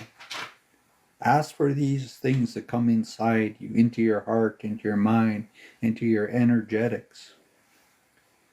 These exercises are not meant to be done sequentially, but simultaneously. After you have given 1 day of practice to each individual practice, practice them all in union throughout your ongoing day. So the first step, learn to question yourself. And that's what I had to learn throughout life, is to question myself. Let go of all you think you know about yourself. Speak the question that springs from the deepest pools of your heart. Listen with a part of you that is awakened enough now to hear the answer. So somewhere inside you're going to hear and know the answer. 2, recognize and dismantle your belief system. Be willing to strip away all the accumulated layers of illusions that hide you from the real you. And that's why I'm like, who are you? If you've been around this planet for millions of years, who are you? Like, what have you mastered? What have you done? Like, who's the real you? Compassionately allow all of the other possibilities of creation that your human mind has not yet awakened to. That's why I like exploring different kinds of belief systems. Like I said, when I sit in a church and I connect and I open up and I see all these amazing things. When I'm in Buddhism and I go really, really deep in the chants and the meditations and I open up and I see all kinds of magical things. When I'm in the sweat lodge or I'm doing Sundance or something and I go deep in and the universe takes me somewhere and reveals all kinds of magical things. I go deep, deep, deep into these things and I search the unknown. That's why I search other practices, trying to understand how they all come together and how they all originated with the Creator. Every culture was given a doorway and a practice. And if you can go into these places and really sit with the right people, like when I was in the Buddhist temple at one time, and I was sitting with Kusho, he's a teacher from Tibet. And I was in there and he wanted to do this one chant. He says, today we're going to meditate on this. And he told us his story, and then we did all the chants. And then he took the singing bowl and he says, okay, I'm going to do that. And you all go deep inside and you question what we did. And he said, see what answer you're going to get. And so I went deep down inside, and all of a sudden I was in the universe, and I was at this big giant mountain, and it was surrounded by all these golden Buddhas, and it was going and going and going. And this voice was telling me things and showing me things, and I was just really, really deep. And then I heard him doing the bowl, and then I came back, and I was like, whoa. And I says, I got to sit and talk with you. And I sat there and I showed, and he says, can I see? I said, yeah. He put his hand on my back and his eyeballs flipped backwards. Like his eyes, like I'm staring at you, but it's like, when, like just went totally white when he put his hand on my back. And he just sat there vibrating with his hand on my back. And as I was talking, he could see everything that I went through in that meditation. And then me and him talked about it afterwards. And that's where I love going into all kinds of cultural beliefs. I love going to temples. I love going places because I never know what the Creator is going to allow me to see. And it's really, really magical, and you can't judge it. Like I say, there's many, many heavens. But you got to stop fearing all these other kinds of things. And it's really important to learn that. Compassionately allow all the other possibilities of creation that your human mind has not yet awakened to. Like, stop fearing everything. Like I say, look for the light. Ask for the light. Ask for the knowledge. Go into your heart. That's the library of creation. Make that journey from here, 2 feet down to here, and then 2 feet back to here. That's what it's all about. Develop faith in yourself that you are a master who is capable of co-creating with the universe all that is possible. And a long time ago, like even the Sioux, they have a word, they say Wakan. And if you're Wakan, you're a holy man. In Buddhism, when they say a guy's a Buddhist master, they don't touch him. They don't go near him unless he gives permission. And he's always surrounded by a lot of Buddhist monks that protect him. Because if he touches you, his energy will transfer to you, and he will absorb all your negative energies. So you'll see these old Buddhists, like even you watch the Dalai Lama and that, he's surrounded by all kinds of people. Nobody can go near him and touch him. And the Sioux knew this. All the native tribes knew this. They were holy men. They were like Jesus. They were like these Buddhist monks. And they're really respected and honored. They weren't dishonored.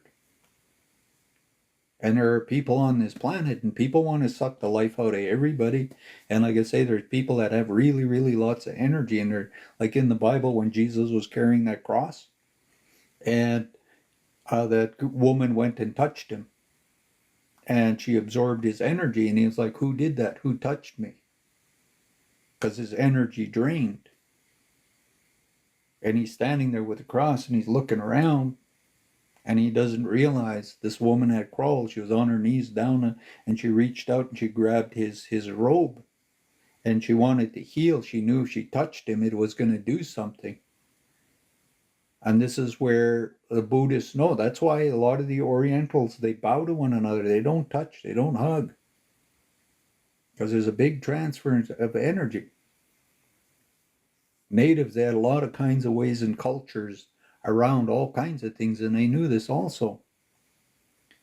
So like I say, when you get the right kinds of knowledge in here and in here, it's magic. And these heavens and these doorways and everything that you can go into are mind-blowing. And I've had some of the most beautiful experiences. I never asked for them. I just knew I had to go to this ceremony, or somebody's like, you got to come with me. And I'm like, okay, I feel this energy. I'm excited and curious to go into the unknown. And I go there and just, it's like 4th of July, fireworks going off. And I'm just like, whoa. And I come back in my body and I'm like, that was amazing. But people are forcing. Oh, this person this. Oh, this person this. I want to be like that. Oh, I'll do ayahuasca. This person had this experience. When I go into things, I don't want anybody's experience. I want my own experience. And I go with that intention all the time for the universe to make that happen. Develop faith in yourself that you are a master who is capable of co-creating with the universe all that is possible. Step 3. Experience a sacred communion with your soul as the doorway to your God self. Now that's a really, really big one to think about. Experience a sacred communion with your soul as a doorway to your God self. Like I say, there's 8th, 9th, and 10th chakra up here. And that energy is going to come down into you. And you will open that doorway to your God self. And it's going to be magical.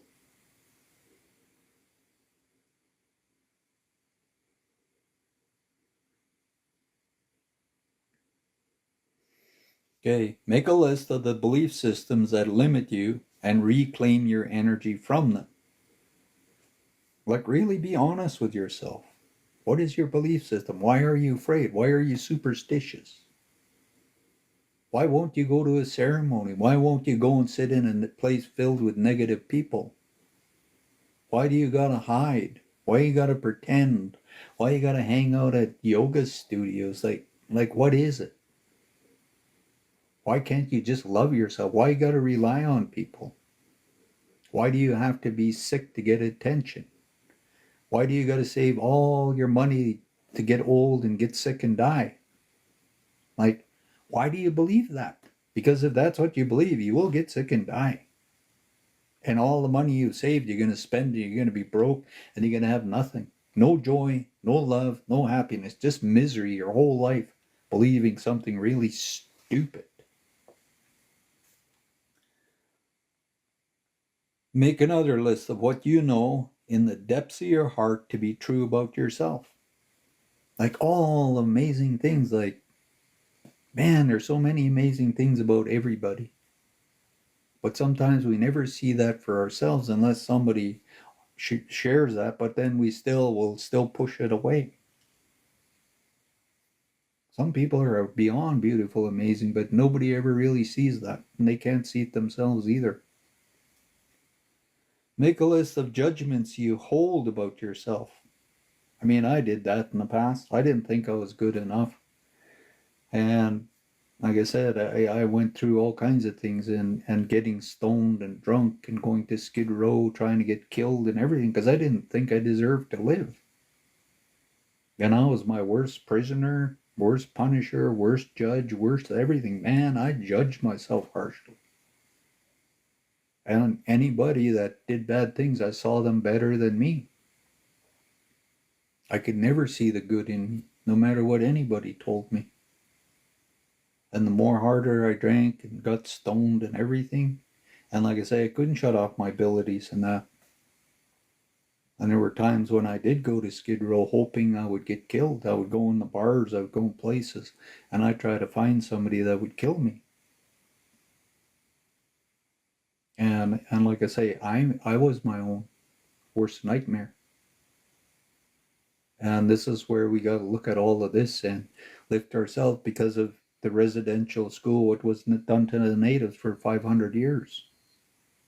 Over and over and over, we were made to be afraid of our beliefs, of our culture, of everything. Like I was told by that preacher in residential school, no matter what I did as a heathen, I was going to burn in hell.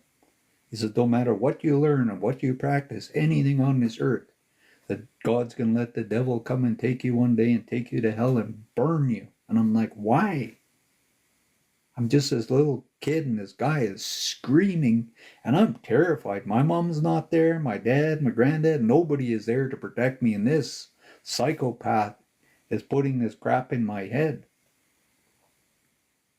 And I've had so many beautiful relatives and friends commit suicide because of that man. I've seen so many destructive things because of that.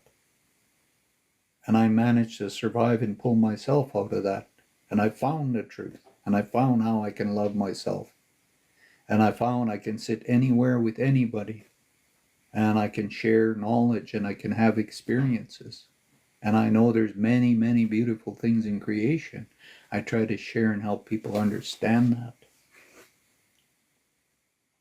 Number 4 of this practice is threefold. Each morning upon rising, take some time in solitude to contemplate your state of being, honestly and without judgment. Like, don't judge things. Try, just look at it, write it down, go, oh, okay, this is here. Throughout the day, work regularly with energy of love, trust, faith, compassion, grace, and gratitude. Each evening, recognize and embrace in profound honor all that you have given yourself that day. Like everything that goes on in the day, we've given to ourselves.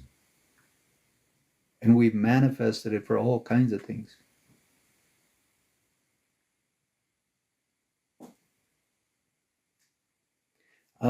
It's sort of a really, really confusing one when it comes to God and how people perceive and think, because this is talking about all the lifetimes, all the challenges, and why we have created it and why we attract it.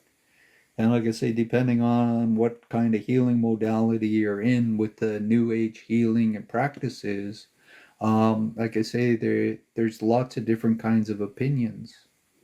But that's where that judgment, when you can go past that and sit with yourself and love yourself, then you're going to heal and transform it. And that's what this is all about. Here now to get into the fifth dimension. And like I say, one day we're all going to, because this world's going to shift faster and faster and faster, and it's going to really happen. It is very powerful. And sometimes we pray and we don't always get what we pray for right away. And in natives, we say, be very careful. Be really clear about what you want, because you will end up getting it. And it might not be what you thought it was. So this is where there's a lot of things you learn growing up as a native, and it just becomes natural to you. But to Christians and that, they go in the church and they're in there and the preacher says, oh, go to this part of the book. Oh, go here, go there. Do this, do that. Oh, we're going to say this prayer. It's like, he tells them everything. It doesn't tell them how to figure all of this out. And then they go home and they're afraid and they wait till next Sunday to go to the church because everywhere around is the devil and they're just afraid all the time.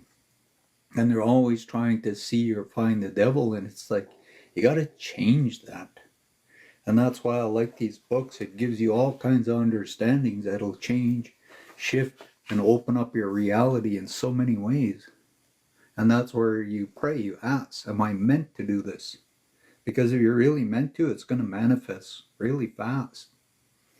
And the right person and the right thing will come along and you'll go and have an experience. It's not to disprove anything, it's to go there in the unknown and go, wow, this is amazing.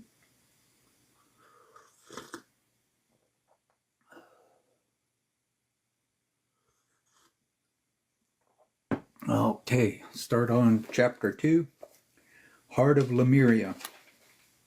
Part 1, Celestia. Blessings to all who have gathered here today. We are greeting you from the energy that is just outside the view of some, but within the heart of all. The love and the respect, honor, and divine grace, we join you today to discuss a topic that is the core of our philosophy in Telos. Our sister Aurelia has requested us to present to you an understanding of the heart of Lemuria and what these energies provide to you in the current time of space in which you find yourself. Much has been spoken about the energies of Lemuria, and much knowledge has been shared about the times past. Today, our time with you represents a journey into the purest Lemurian energy that exists on the surface of the earth today, the energy that fills and informs your heart. The heart of Lemuria can be described and illuminated many ways, inasmuch as you also have these same attributes within your consciousness. You'll resonate with the truth of this. Our brother Anamara will speak to you of the energies of the heart and inspire and create passion for the creations that you intend. And beloved Adama will speak to you of the Christed energies of the heart. And like I say, they're going to try to help you understand something way more deeper. Try to get comfortable here. To begin, as is always the case in birthing a new truth or understanding, I will speak to you of the feminine energies of the heart. And this is where it talked about how certain energies go in the solar plex down into the earth, and then other energies go into the heart, into the universe. All sentient beings experience life within the framework of this great mother we call Earth. And in this framework, there is a rhythm of life. It expresses itself through the vibration of frequency that guides us. We are here, we are receptive to it.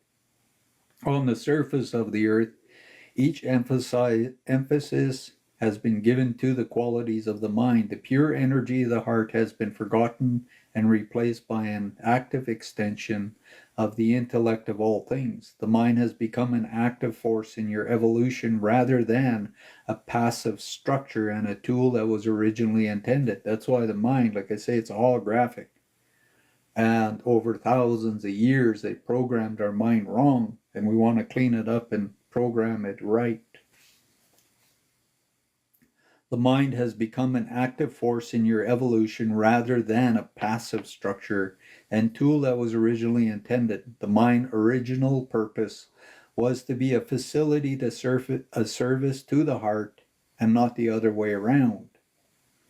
And this is where I could say that journey here and back is one of the biggest. Once you discover and really realize and go deep into your heart, you're going to be mind blown. Like, you go into ceremonies doing that, you're going to have experiences like you wouldn't believe. In your evolution, most of you have ignored at the promptings of the heart. You have lost your former abilities to recognize the heart is the greatest intelligence of the soul. The heart knows everything, will always offer the best and highest guidance, and will always direct you in your highest God or good. For a very long time, you have allowed your human mind to become of service to the ego instead of the heart. The human mind, controlled by the altered ego, has become overly cluttered with fear, judgments, and erroneous concepts, and together they run all your internal programs. And everything is just on fear. That's what it's been like. Everything is always about fear, even news, anything. Wherever you go, everybody is looking for the dark or the fear. This is why you abandoned your heart energy long ago and gave priority to the mind. You have created, lifetime after lifetime, a series of painful experiences, poverty, and misery. The human mind does not have the wisdom of the heart and is unable to offer you the wisdom of the mind of God. It is only the heart that holds the magic key. Originally, the mind was designed to be a receptor of information in service to the heart. It was the heart that knew exactly what to do with this information. And that's what science is really proving now. The heart knows way before the mind. They're proving that people know things 5 minutes even before the brain becomes aware of it. And there's more and more proof going to come out. And like I say, the heart is the library to everything that it was ever in creation. And it knows all the angelic realms. It knows the truth. It knows all the good things. And it doesn't lie. Always remember, the heart cannot lie. It will not. And it has its own mind. And like I say, trying to understand that and actually go there and discover and find all these things.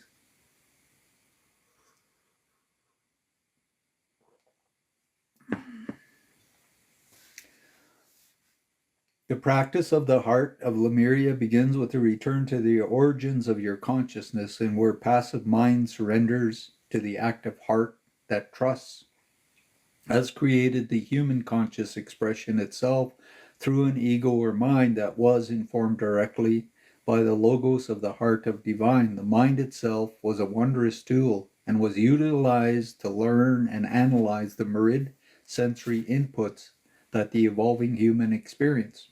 It was the heart, however, that had the ability to choose the right actions and engage in it. Again, we say with much emphasis. So, like I say, it's really important to understand the heart. That's why I say it's like an interdimensional porthole to all kinds of things, and it knows. It doesn't deceive anything. But up here, you put the wrong things in, it's going to create lies, illusions, deceit, fear, anything you can think of. And after having hundreds of thousands of lifetimes, you got to clean all of that up before you can even go into the fifth dimension. It is the mind's role to learn and analyze. It is the heart's role to choose and do. Heart's connection while mind experiences. And this is where women, when they go into their heart and they know they have to have a baby, and they go into that unknown and they attract everything. They know they gotta do all of these different things, whatever it is. Some women know they have to have 5 children. And no matter what goes on, they're gonna have those children because somewhere in the heart they agreed that they're going to be vessels to bring these souls into the world and give them bodies and experiences. And they're going to be blessed with all the things, the home, whatever they need to create to support that life and everything. And they're going to attract it all. And they go in their heart as young, and they know this. They'll even say sometimes when they're young kids, these young girls, they will say, when I'm older, this is how many children I'm going to have. This is a kind of partner and everything. And one day in the future, you look and you're like, wow, everything they said is true. Because it is in the heart. It is the mind's role to learn and analyze. It's the heart's role to choose and do. The heart connects while the mind separates. It is not a judgment or the role of the mind, but rather the truth of its purpose. And that's why you got to question and look at everything. If there's a reason for it all. And you have a road and a journey to follow. In order to analyze, one must differentiate. In order to learn, to acquire intellectual knowledge, one must observe one's reality at a time and qualify and quantify or qualify it. So you got to look at it from, either or, good or bad, right or wrong. You decide, right? The heart, however, holds a frequency that is open and receptive to all possibilities. It connects us to all that is and does not question or analyze that connection. The heart trusts. It takes in all that is available as continuous flow and beats to the rhythm of the life and joy and wonder. And from this trust, acceptance and compassion are born. To understand who you are, you must accept what we do. To understand what others are, we must accept what they do. When we truly understand others, how can we fail to love them as fully as they love themselves? How can we not trust them as completely as we trust ourselves? The heart holds a frequency that is open and receptive to all possibilities. We cannot emphasize this enough. The heart trusts. This frequency is inherent in each and every one of you, whether you choose to recognize it or not. It is not something that you need to learn. It is not something that you need to analyze in order to create it.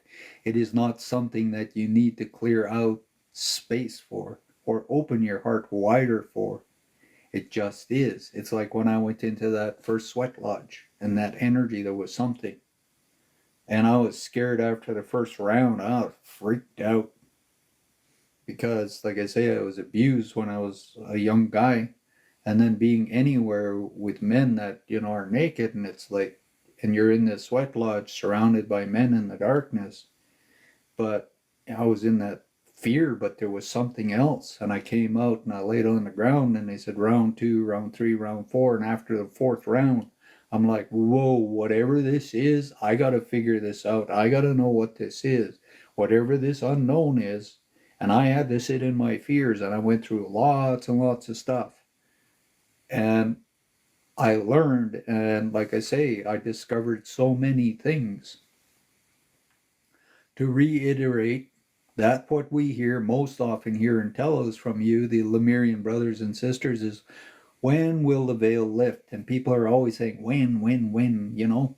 Like, you can look inside yourself and know. When will I see you? When will I be able to visit you in this physical reality in which we currently live? The answer is it will all happen when your heart is allowed to inform the vibrations of your surrendered mind. And that's where you allow your third eye, everything to open, your energies to match. Because if you're carrying negative energies, there's no fifth dimension person that can be around you, because they're going to manifest your fears. And your fears and your superstitions and that, so they don't want to hurt you. They don't want to cause all kinds of chaos and things, so they wait till you clean it all up. To lift the veil, the mind must open to all possibilities, to know the secrets that exist on the other side of the veil. One must experience through the vibration of the heart. One must simply listen to the frequency that exists within all of us throughout every instance of creation. You, my beloved sisters and brothers, are the veil. You will continue to be so until your mind surrenders to your heart, is allowed to inform you of your reality.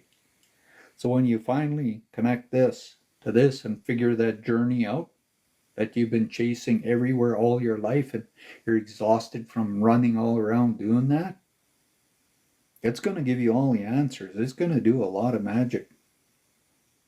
In Telos, our hearts are open to all possibilities. We teach other this truth every day. We evolve and understand this truth through the play with each other each and every day. We are each other's signposts that say stop and open to more possibilities. This is where I believe everything is possible. I've been that way. My granddad taught me. And I saw magic throughout all my life in all kinds of ways. And I'm like, how is that possible? But I know that universe and creator can do anything. On the surface, you carry the same heart frequency that we do. Your minds may tell you that this is not true, but your heart trusts. Trust is the core energy of the heart. It cannot be otherwise. You may feel that your heart has closed itself off from the vibration, or that you cannot feel it in your life or in people who surround you. But this is not the truth. Your heart trusts. Soon as you're born, it activates that trust. When you're a baby and you lay there for the first year of your life, you can't talk, you can't move, and that it just goes into that trust. And it manifests and gets the parents to create, feed, clean it, take care of it, every other thing, and it allows the body to teethe and grow and stretch, and it starts learning to walk and everything, and it goes into the unknown in absolute trust. It doesn't have the words, but eventually it learns it all. On the surface, you carry some heart frequencies that we do. Your minds may tell you that this is not true, but your heart trusts. Trust is the core energy of the heart. It cannot be otherwise. You may feel that your heart has closed itself off from the vibration that you cannot feel in your life or in people who surround you, but this is not true. The heart trusts. You each form your own boundary of trust. You form them with the trusts you adhere to. So there's some kind of belief that you create all your rules and everything you live by. In the families and communities and nations that you create on the surface, you do not need to deny your boundaries, for they are who you are in this moment. We are here to honor them, for in time, with respect, they will eventually transform their energies through contact with the heart vibration of trust. Your minds may not yet own the possibility of this, but your hearts were created in it. None of you None of you can disown its physical forms because of its energy that keeps you incarnate. This is the energy that keeps you in this game of life that you chose with open and receptive hearts to participate in. Now it is time for you to meet with us on the playing field, so to speak. Engage with us in the exercise of trust. To begin our play, we must first choose an outward reality that pleases you. We ask each of you to create in your heart's eye the image of a field that is filled with every creation of earth that brings you joy. This can include trees, flowers, mountains, streams, birds, animals, nature, spirits, crystals, clouds, other humans. Create a field populated by all that you desire and share yourself with. Remember, the frequency of the heart is one of receptivity to all possibilities, so do not constrain yourself. This is where children go into that imagination and they go into this place and they just do all kinds of magical things. Now position yourself where you are most comfortable within this field and begin to observe all that is present around you. Don't observe, however, with the mind. Don't catalog the comments on what you see or hear around you through the mind. Listen instead to your heart. Listen for the vibration of the frequency of the heart that surrounds you in all beings that share the field with you. Recognize the touch of the other hearts as they reach out to yours. At first, you will hear, feel, and know a gentle energy that comforts and supports you. It cushions you and enables you or enfolds you in the warmth of peacefulness. There's quite often a humming noise that accompanies the energy. And there's times where I'm like, just like a boo. It's really, really interesting. This morning it was doing that a couple of times. I'm like, oh, I'm shifting in and out. That many of you hear with your physical ears. It is a joint energy of all the hearts in combination with the heart of the earth. It is an energy of trust and that informs the earth, you and us, and every being that resides here. So, like I say, it's something we're all in all the time. Hey, Elisa Hopper.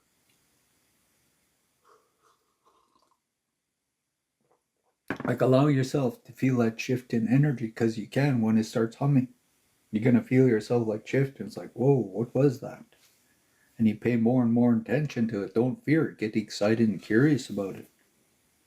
Experience this energy in your physical existence as well as your multidimensional body. It is most important at this juncture in the planet's evolution that all experience be brought into the physical realm. You must ground this new reality into your cellular structure. It is not enough to know this in your higher selves, so to speak. It is imperative the DNA records this new identity in all of your various bodies. This is a goal that each of you set for yourself in this lifetime, and this is what we're trying to transmute all the negative for hundreds of thousands of years and becoming multidimensional. And we're healing thousands and thousands of things all the time. Now, as you float on and within this cushion of energy, begin to listen to the frequency of all the hearts that surround you. There is a tune that each play that is subtly distinct from the rest. As you begin to recognize the signature of each heart song, you can follow that song back to the heart from which it originates. Do this with the trust and tenderness that you will find only trust. You are rediscovering the language that you originally spoke. You are rediscovering a form of communication that connects you directly with all life around you. It will not take long this time to speak it again. The frequency is as close as your own heart. Simply call your heart and it will guide you. Stay in the field as long as you wish. Return to it as often as you wish, until the cushion of your heart energy is familiar to you, that you step out of it brings immediate recognition. So when you come out of it, you'll just go, oh, okay, and then you can go back in. Now let your mind begin to wander in the field. Let yourself surrender itself in trust to all possibilities. This may be a bit tricky at first, as the mind will want to label and define what it sees. Your task now is to accept the mind and the structures of the mind and allow it to join you in the field. Allow it to play. but watch it as you would a child who is venturing out into the world and does not know yet what to expect. Remind it of your heart's frequency and receptivity to all possibilities. Invite your mind to play with possibility, realities, and not just those which bring a sense of familiarity. So this is where you're going to open up and explore more things. This is where you start becoming more of a manifester of everything in your reality. Within this field is your connection to us. The field exists beyond the veil that can be created. Let your mind surrender and your heart choose. We will always be here to meet you with a welcoming heart. I'll leave you now and ask our beloved Animar to guide your journey. So part 2 here of this part. So Animara, I greet you all with the prospect of much enjoyment between us. Our decisions of the heart has brought you to a greater understanding of one aspect of the energies we refer to as the heart of Lemuria. Whereas my sister Celestia held forth on the subject of receptivity in your heart, I now wish to speak to you in the relationship between the heart energy and the point of light we call creation. And that's where everything is light. It is through passion and intention that all is created in the world of ours. Energy and frequency gather in complementary networks.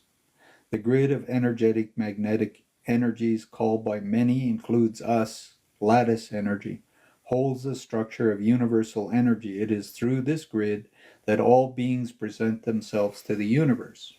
We communicate our intentions through the offer of our own heart energy, our passion to inform the scalar energies that hold the complementary frequencies.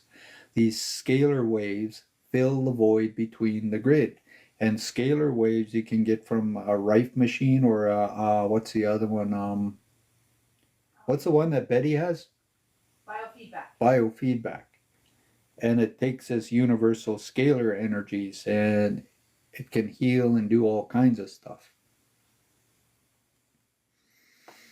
This process of creation is then enjoined with the focus of the mind and ego so that the singular event may extend out from the totality of the whole. The extension then takes form in the physical plane and becomes a reality in human consciousness. Creation indeed takes place at the moment that your human consciousness first becomes aware of it.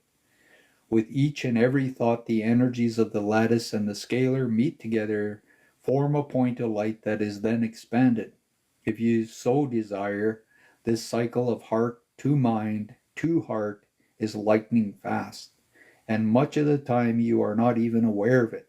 For many, it has become a case of the chicken and the egg, for there is confusion as to what starts the process, the heart or the mind. On the surface, much credence has been given to the mind as an instigator. And like I say, the heart has a spark and energy, and if you're doing the right things, things manifest very quickly. But I will say to you, the heart is always the creator. In the pool of wisdom, the heart resides the true inspirations for all that surrounds you. The heart language is subtler. However, it is often even timid, for you have not given much support to the heart frequency in your dimension. In truth, the high incidence of heart disease on your planet is a direct symptom of this, as is most other diseases. And that's true. Like there's, like I say, these things that affect us because we don't want to. It's like people's like, oh, I knew it. Damn, I knew that. And their heart gave them the answer. Like I tell that story, me and Cindy in Penticton, she finds this chair and she says she's going to buy it. I'm like, okay. Gets a hold of the person. It's late at night and it's raining out and there's snow everywhere. And my guide say, put on your boots. I'm like, no, no, no, no. We're just gonna go out, grab the chair and back. And my guy, the voice is telling me, put on your boots. I'm like, no. And so I put on my runners and we go down the road. We get to this place and there's a bank of snow. I jump out and I step and I sink right down into the snow and my feet gets wet and I hear inside me, see, put on your boots. But I didn't listen to my heart. I just thought, okay, I'll just do this. And boots are right there. All I had to do was put my feet in it, but instead I grabbed my shoes and not listened. And we do this lots of times. We don't listen. And people are like, oh yeah, I knew that. Like sometimes you'll talk to somebody like, there was this person in the past that me and Cindy knew, and there was all this stuff going on, and I'm like, who knows this? Who knows the future? Who knows the answer here? And I'm like, there's 3 people. I know they all have the answer. They're like, no, we don't know anything. And then this thing went on, and then this guy says, I knew it all. And I says, I asked you a year ago. Who knows this?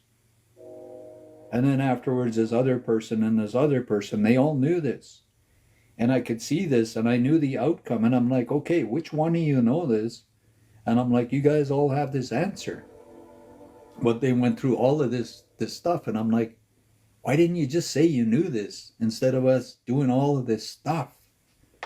But sometimes people, they don't want to listen, they don't want to speak out, they don't want to trust, and they think there's something lying to them. But they have all the answers. That's what deja vu and all kinds of other things try to prove. But I will say to you that the heart is always the creator, the pool of wisdom that the heart is resides, the true inspirations for all that surrounds you. The heart language is subtle, however, it is often even timid, for you have not given much support to the heart's frequency in your dimension. In truth, the high incidence of heart disease on your planet is a direct symptom of this, as it is most other diseases. Like I say, we're always creating these things because we're not listening. To understand this process, this cycle of creation, we must recognize another aspect of the energy of the heart is active intention. We call this intention passion. In your dimension, most of the credit for inspiration has been given to the mind. The mind has been given leadership over all aspects of our consciousness. And that's where when people have passion, you can't stop them. And they know.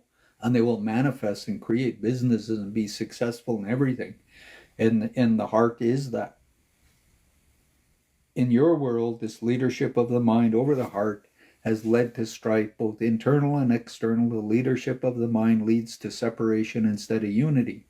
Yet the mind is a necessary tool in the process of creation. So then how do you reconcile this? To return to full consciousness as divine beings, it is imperative that you now begin to turn the leadership over to the heart and allow again the heart to rule that rather than the mind. And that's why, like, you got to open your heart. You want to keep it closed and protect it, stay there. But you have to open up your heart. I've had to go and open up my heart lots and lots of times after hurt and all kinds of crazy things. How does this happen in practical terms? First, you must develop a greater understanding of the nature of the mind. It exists in human consciousness as 2 minds, which we will term in the higher mind and the lower mind. The higher mind is a center for inspiration, for it is in touch directly with both your heart and your divine mind. The higher mind itself is a center of receptivity, storing all impressions and experience that you encounter in your evolution. The higher mind inevitably feels the pressure to grasp more than it's responsible for. It suffers a need to understand all that is presented to it and to find a resolution for it. Yet it cannot, for resolution is found only through the heart. And that's why I say you can tell your mind to shut up. At some point it's going to quiet and you're going to hear and know all kinds of things. The first step is to practice patience in the higher mind. Allow that part of your mind to relax, to observe, and to communicate to your heart its impressions and inspirations that it receives from the divine mind. Accept its process and do not try to turn off the mind. And so many practices instruct you to do. And that's where I'm like, I see and hear and know all kinds of things. I never try to shut it off. People say, oh, you got to go to nirvana. Oh, you got to go to nothing. I'm like, I don't do that. In order to achieve this, one must remove the emphasis for the mind to release its presumed responsibilities to do something. It is the heart energy that's responsible for this, although not by doing, but by being. And people are always trying to do. But you have to be being, right? You have to become that being. The lower mind has its own set of tools for your evolution, and that's where the three lower chakras, the humanness, because the higher mind is the universal soul, all kinds of other things, and wisdom and knowledge. And like I say, the three chakras are higher up here, three lower chakras are down here, and where's the interdimensional portal? Is the heart. It takes you up here, or it takes you down here. And depending on how much you desire things in this life, you're in the three lower chakras. How much do you desire of the universe? Then you're up here. But people want everything on the earth, and they're always in their three lower chakras. The higher mind itself is a center of receptivity, storing all impressions and experience that you encounter in your evolution. The higher mind inevitably feels the pressure and grasps more than it is responsible for. It suffers the need to understand all that is presented to it and finds a resolution for it. Yet it cannot, for a resolution is found only through the heart. The first step is to practice patience in the higher mind. Allow this part of your mind to relax, to observe, and to communicate to your heart its impressions and inspirations that it receives from the divine mind. Accept its process and do not try to turn off the mind, as many practices instruct you to do. In order to achieve this, one must remove the emphasis from the mind and release its presumed responsibilities and do something. It is the heart energy that's responsible for this, although not by doing but by being. The lower mind has its own set of tools for your evolution. It is the research center for your existence and is always focused and busy. While the higher mind is a bridge between the heart and the divine mind, the lower mind is the bridge between the heart and mental plane. The lower mind is the cataloger of all that you take in on the physical plane. The mind is not designed to surrender. It is a wondrous tool with great potential for processing and sharing with each other your human experience. That's why your story is important. That's why I said I let Cindy create her story.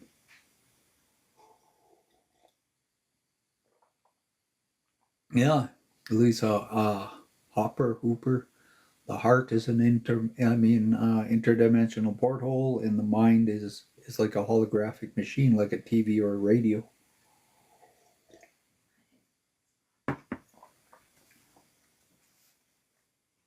And yet again, the lower mind is never a place to choose from or to make decisions from. It is not your authority on how to do or be in your life. Your heart is your only authority. And when I go in my heart, I listen to it and I don't care what anybody says. Even Cindy, she gets really frustrated with me sometimes. I go in there and I will not budge. I go to ceremonies and that. I will not budge when I'm in this place because I know everything there is the truth. A simple and yet effective method for achieving this is to direct your awareness to concentrate on the sound of the beat of your heart. So when you meditate, listen to your heart. Like I always say, put your focus somewhere. Some people, I tell them, think about focusing on the end of your nose or here, but you can listen to your heart. Divert your attention away from your voice and your lower mind and listen until you can feel and hear the beat of your heart throughout your entire body. If you need to, physically place your finger over the pulse point on your body until you can feel the rhythm. Then enter into the rhythmic flow until you feel at one with the center of your being. And when your eyes are closed, like I say, it's like you're inside your heart. Boom, boom, boom, boom, boom, boom. Removing control from the mind allows the original frequencies stored to your cells to remind you. That's why if you put your focus somewhere, your mind will stay focused there until it experiences something. Removing control from your mind allows the original frequency stored in the cells to remind you of who you are and let the energies of the heart, of other heart, remind you and why you are here. A return to the frequency of the heart reconnects you to the energy of the divine and can then guide you to remember who you are and return to the full consciousness. And like I say, it's a library of everything in creation. You have all become extremely proficient at pondering with the mind, and you have all perfected the art of intellectual evaluation and judgment. In doing so, however, you have permitted a gap in the energy to take place between yourselves and all that surrounds you. Now is the time to remember and relearn to think with the heart. This form of receptivity is connective, energetic, rhythmic, and infinitely more attentive and effective to the physical self. And this is where the heart can transform anything. It is within this physical self that you have chosen to experience and learn. You carry with you cellular templates, a lineage of all that you are, that it includes your Lemurian lineage. Your Lemurian self is stored in the energetic memories of your heart. Each of you has an energy template that is unique and yet part of the whole. The information you seek with your mind regarding the Lemurian heritage is stored in every cell. Yet many of you seek to exist in physical storehouses of energy and information about yourself. And like I say, we're emotional garbage dumps. It's where we want to be. You seek to leave your physical incarnation and ascend to another realm where travails the physicality will not assail you. Travails, Travails, of physicality will not assail you.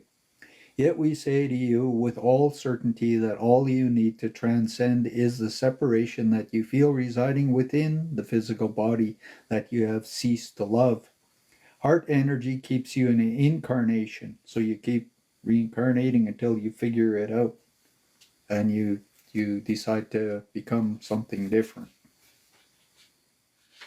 You have only created a veil, as our beloved Celestia has stated, behind which you gave your authority away to the mind that is no longer open to all possibilities. That's why you got to believe in everything. When you were a child, you did. But at somewhere, you closed that door. By the time you're 9, 10, 14, or something like that, you shut it all. And then you started looking, well, how can I get a bike? How can I buy this? How can I have candy? Instead of just believing everything is possible and manifesting it. Choosing from the heart, living from the heart instead of the mind is a collective, connective action that restores the memory of love of being alive. It celebrates the wonder of the gift of physicality with guidance from the sentient heart, not the mind. It returns all alive to the doing that does not try to make things happen as the mind does, but instead allows you to be able and receptive to all that exists, including the passion that is your natural birthright. For this, my cherished sisters and brothers, is a true heart of the nature. It is the heart of all matter. Physical life and the solidness that has been created in your dimension is not devoid of light. It is not darker because it is denser than the dimension in which we reside. It is darker because you have lost your love for it. You have concluded that another place, another dimension is where you desire to be, and your passion has left this plane in which you exist. That's why I'm like, why are you trying to go somewhere else? If you can see the light here and live in it, you can do something amazing. Without this passion, this energy of the heart, you have lost the connection to your divine essence. And that's why you got to love the Earth Mother and yourself too.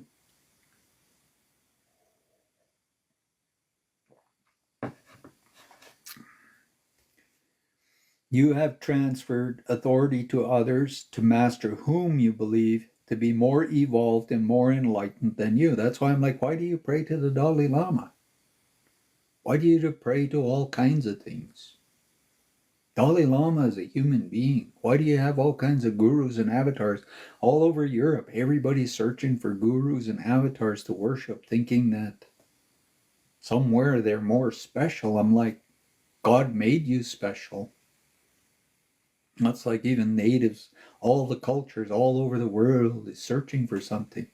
And people think the Dalai Lama is going to save them. He's not going to save them. He's trying to save himself.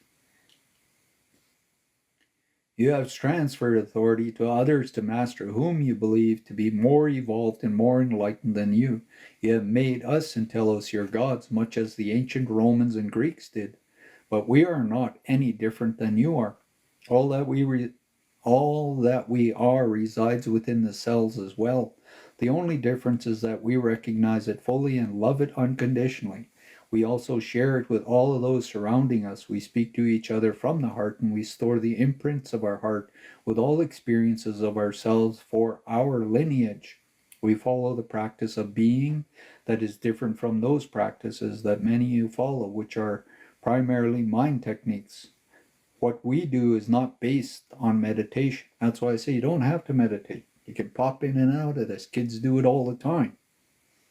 And once you understand it, it just turns on and off. You could call it allowing ourselves to contemplate rather than to meditate. We can reach with our practice very high levels of heightened awareness. What we practice is not based on visualization or imaginary techniques either, which still require mental effort. The place of emphasis on something you are not rather than something you are. For example, we contemplate the infinite aspect of our divinity in order to raise our vibration to a higher level and integrate those new truths we constantly discover about ourselves. We start by becoming silent enough to listen to our own heartbeat. We lighten the attention of our minds and let the mind talk to itself for a while.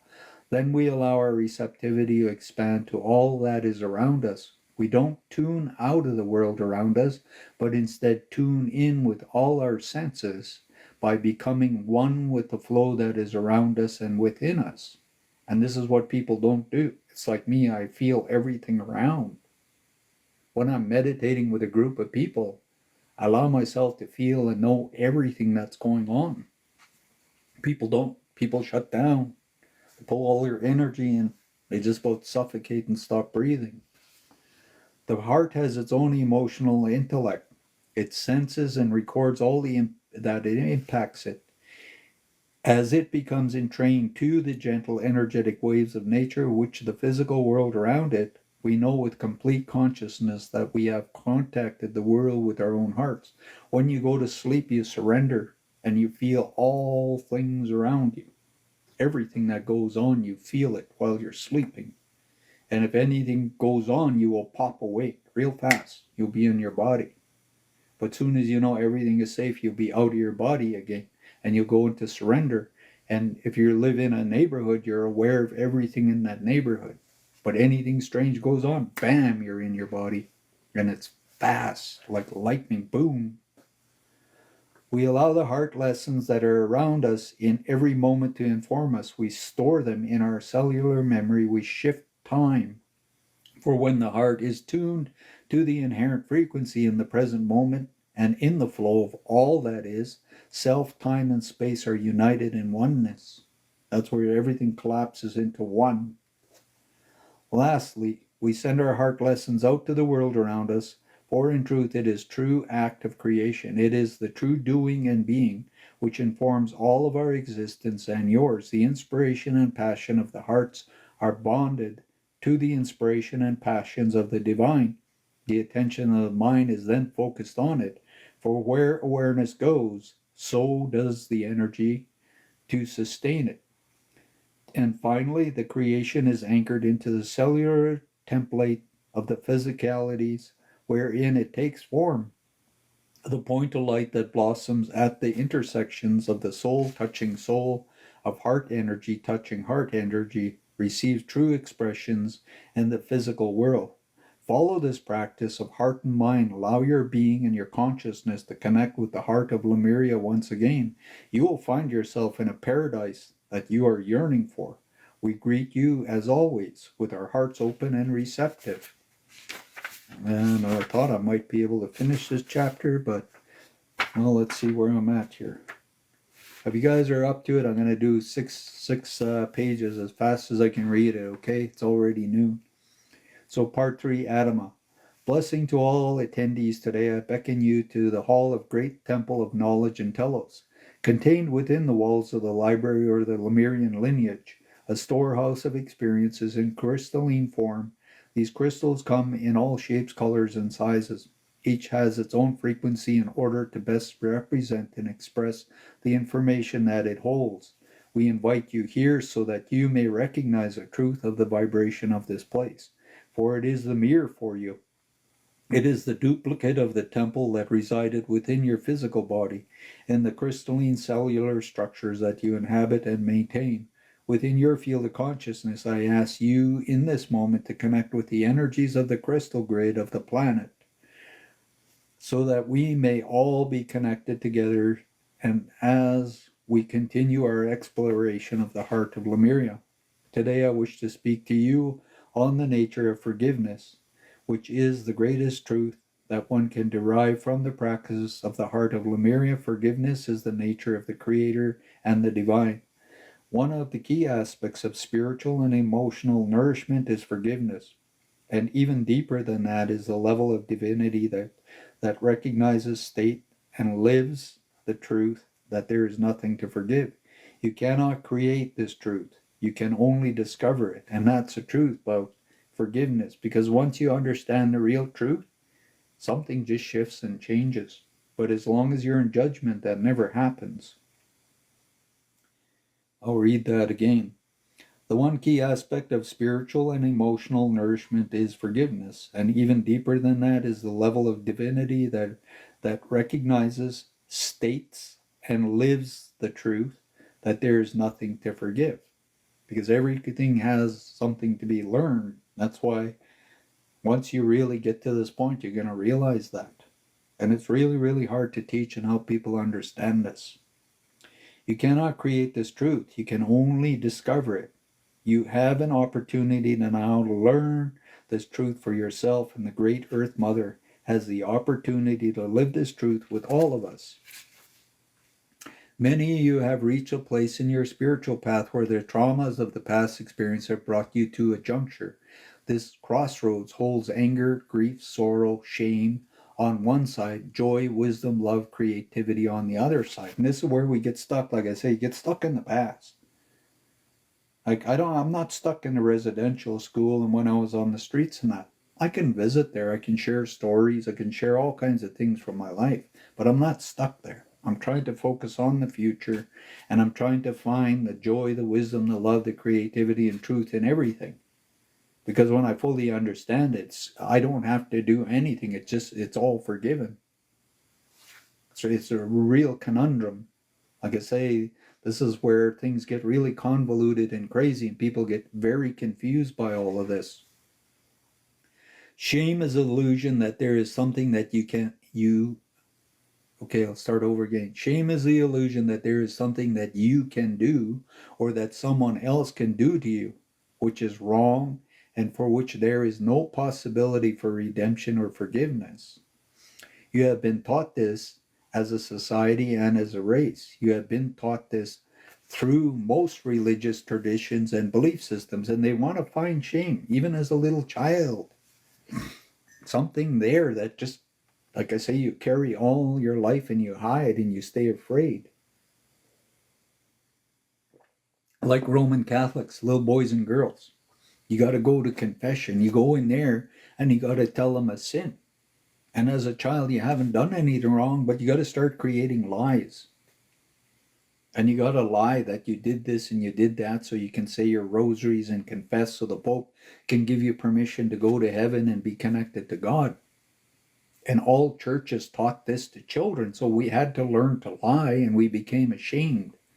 It's like when my mom told me I was a little boy, I couldn't look at my own crotch. If I looked there, I was going to go blind or die. So whenever I went to pee and everything, I'd close my eyes and everything. I'd be just scared. And why? I should be able to look at my own body. But I was so ashamed because of what I was told and made to believe. And when I was a little boy and I was being abused and I was being made ashamed, like I went through bad experiences and I carried lots of shame. And it took me a long time to undo what was done.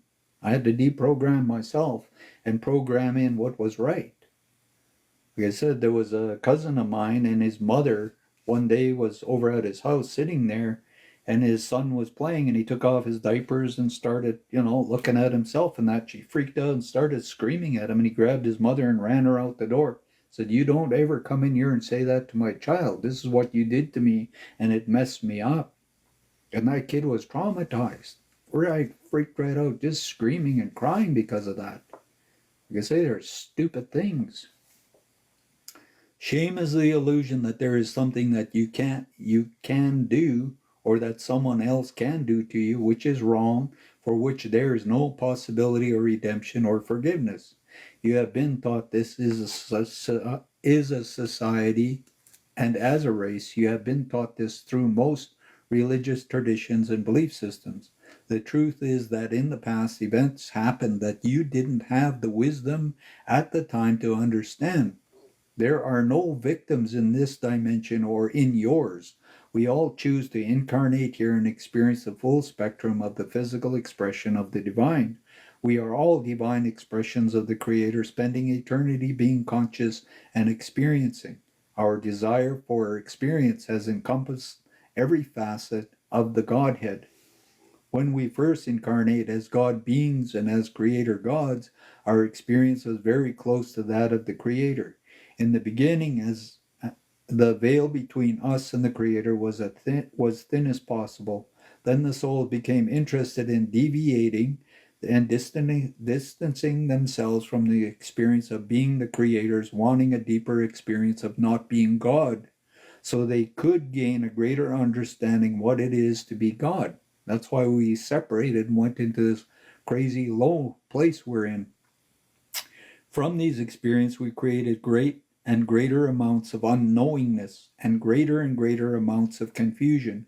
Over a long period of time, this differentiation moved us to the realm in which we chose higher and higher levels of suffering, because that is where our individual soul path took us. Each individual soul has a greater soul path, which is the aspect of the Creator, which is the most interested in understanding, such as joy. The soul will choose to have all the experiences that are needed to understand this aspect. These experiences usually express themselves as a lack of the aspects as opposed to the experience of it. One who wishes to understand the importance and purpose of joy chooses incarnation to which they have a joyless experience. That's really powerful how we do that. And we're master geniuses and we think we're idiots.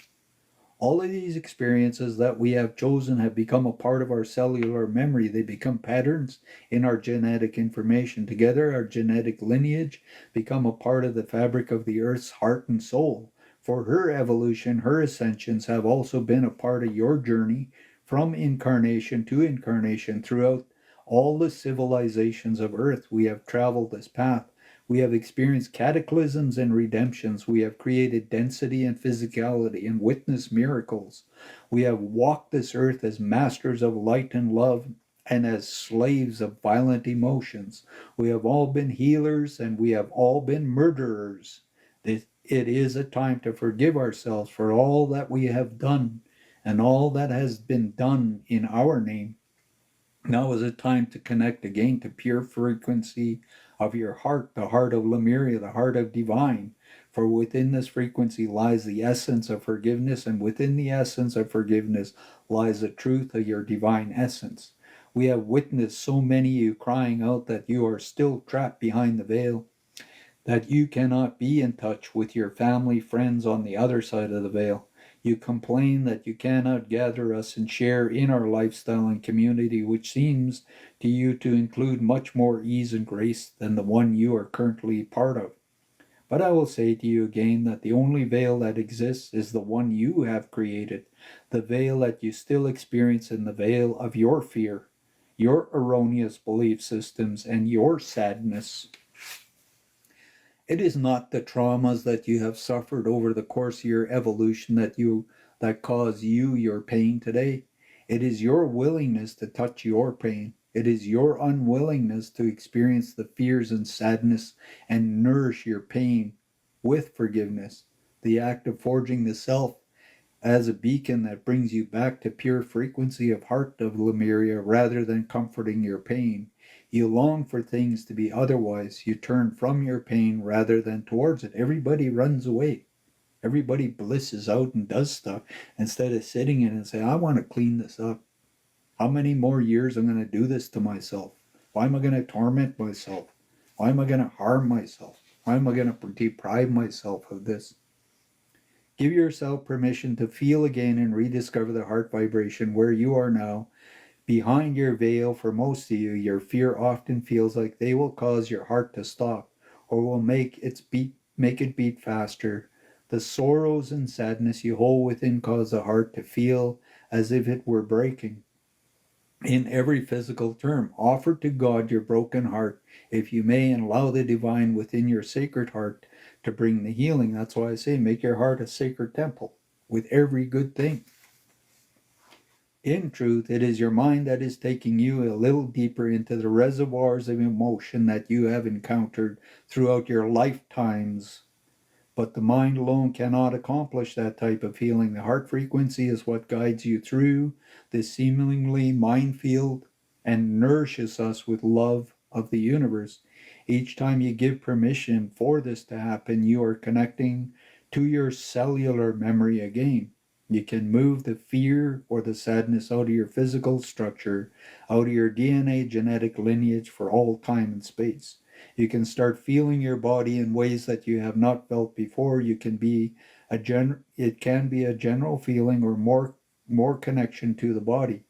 The body becomes more graceful, faster or less painful. It can manifest as a release in a part of the body, such as an organ or muscle or skeletal system. The frequency of forgiveness is the frequency of the heart. Tapping into the heart allows you to inform the mind and the body of this gift, not just for this lifetime, but for all lifetimes as well. Many have written that the soul is located in the great central cell of the pineal gland. This is not exact. In truth, the body lies within the soul. Like I say, we're just wearing a spacesuit. And that spacesuit is the energetic fields and the chakras and every other thing. What we call the aura is the lowest vibration of the soul. The soul extends outwards around the body. Our soul creates the energy that motivates the body to move on. The soul defines our level of health and our sickness. On Sunday, I say your auric field and your etheric. Your etheric is your divine, your 8th, 9th, 10th, and higher. Your aura is like an eggshell you live within, and your chakras, and then there's another chakra on the outside here that connects to all kinds of other things. It is through the heart frequency that we connect with our soul and with the soul of divine, which we are all a part. The basic tonic for all the melodies of the heart, all disconnections from divine frequency and rhythms of your physical life is forgiven. And when you really understand that, it's going to transform. It's going to blow your mind apart. And we're all going into this so we can get into the 5th dimension. If we don't go there and understand the truth in this, we can't be a part of the 5th dimension. Because the Earth Mother wants that, and you have to connect with her creation and everything else and all your bodies. There's 5 bodies. There's all kinds of things to heal. The most powerful way to nourish each other is to listen to another person's truth and accept it. Like when I tell things, people say, oh, he's a liar. Oh, he wants pity. Oh, he's trying to make you feel sorry for him. No, I'm not. I have no desire to do that. The next level is hearing another person's truth, accepting them for what it is, and loving them for it. The next level is hearing another's truth, accepting them and loving them in spite of it. This is the essence of forgiveness. That truthful, there is nothing to forgive. And I use my stories to try to help you to realize you can change and do the same thing. If I could do everything I've done in my life, you guys can do that and even more. You guys can be Jesus, Buddha, masters, teachers, whatever it is. The heart that beats in your body is the same as the heart of Lemuria. Listen to it and treasure it. You're not incomplete, and you are not incapable of becoming this heart with your entire being, and of vibrating this frequency throughout your entire beingness. When you become this, There will be no other initiation or purification that will be necessary before you can allow through yourself through this veil. All that you need, all that you have ever needed, lies within you. It is only your awareness of it that must shift, not through the mind, but through the heart, that will mirror this frequency to the world around you.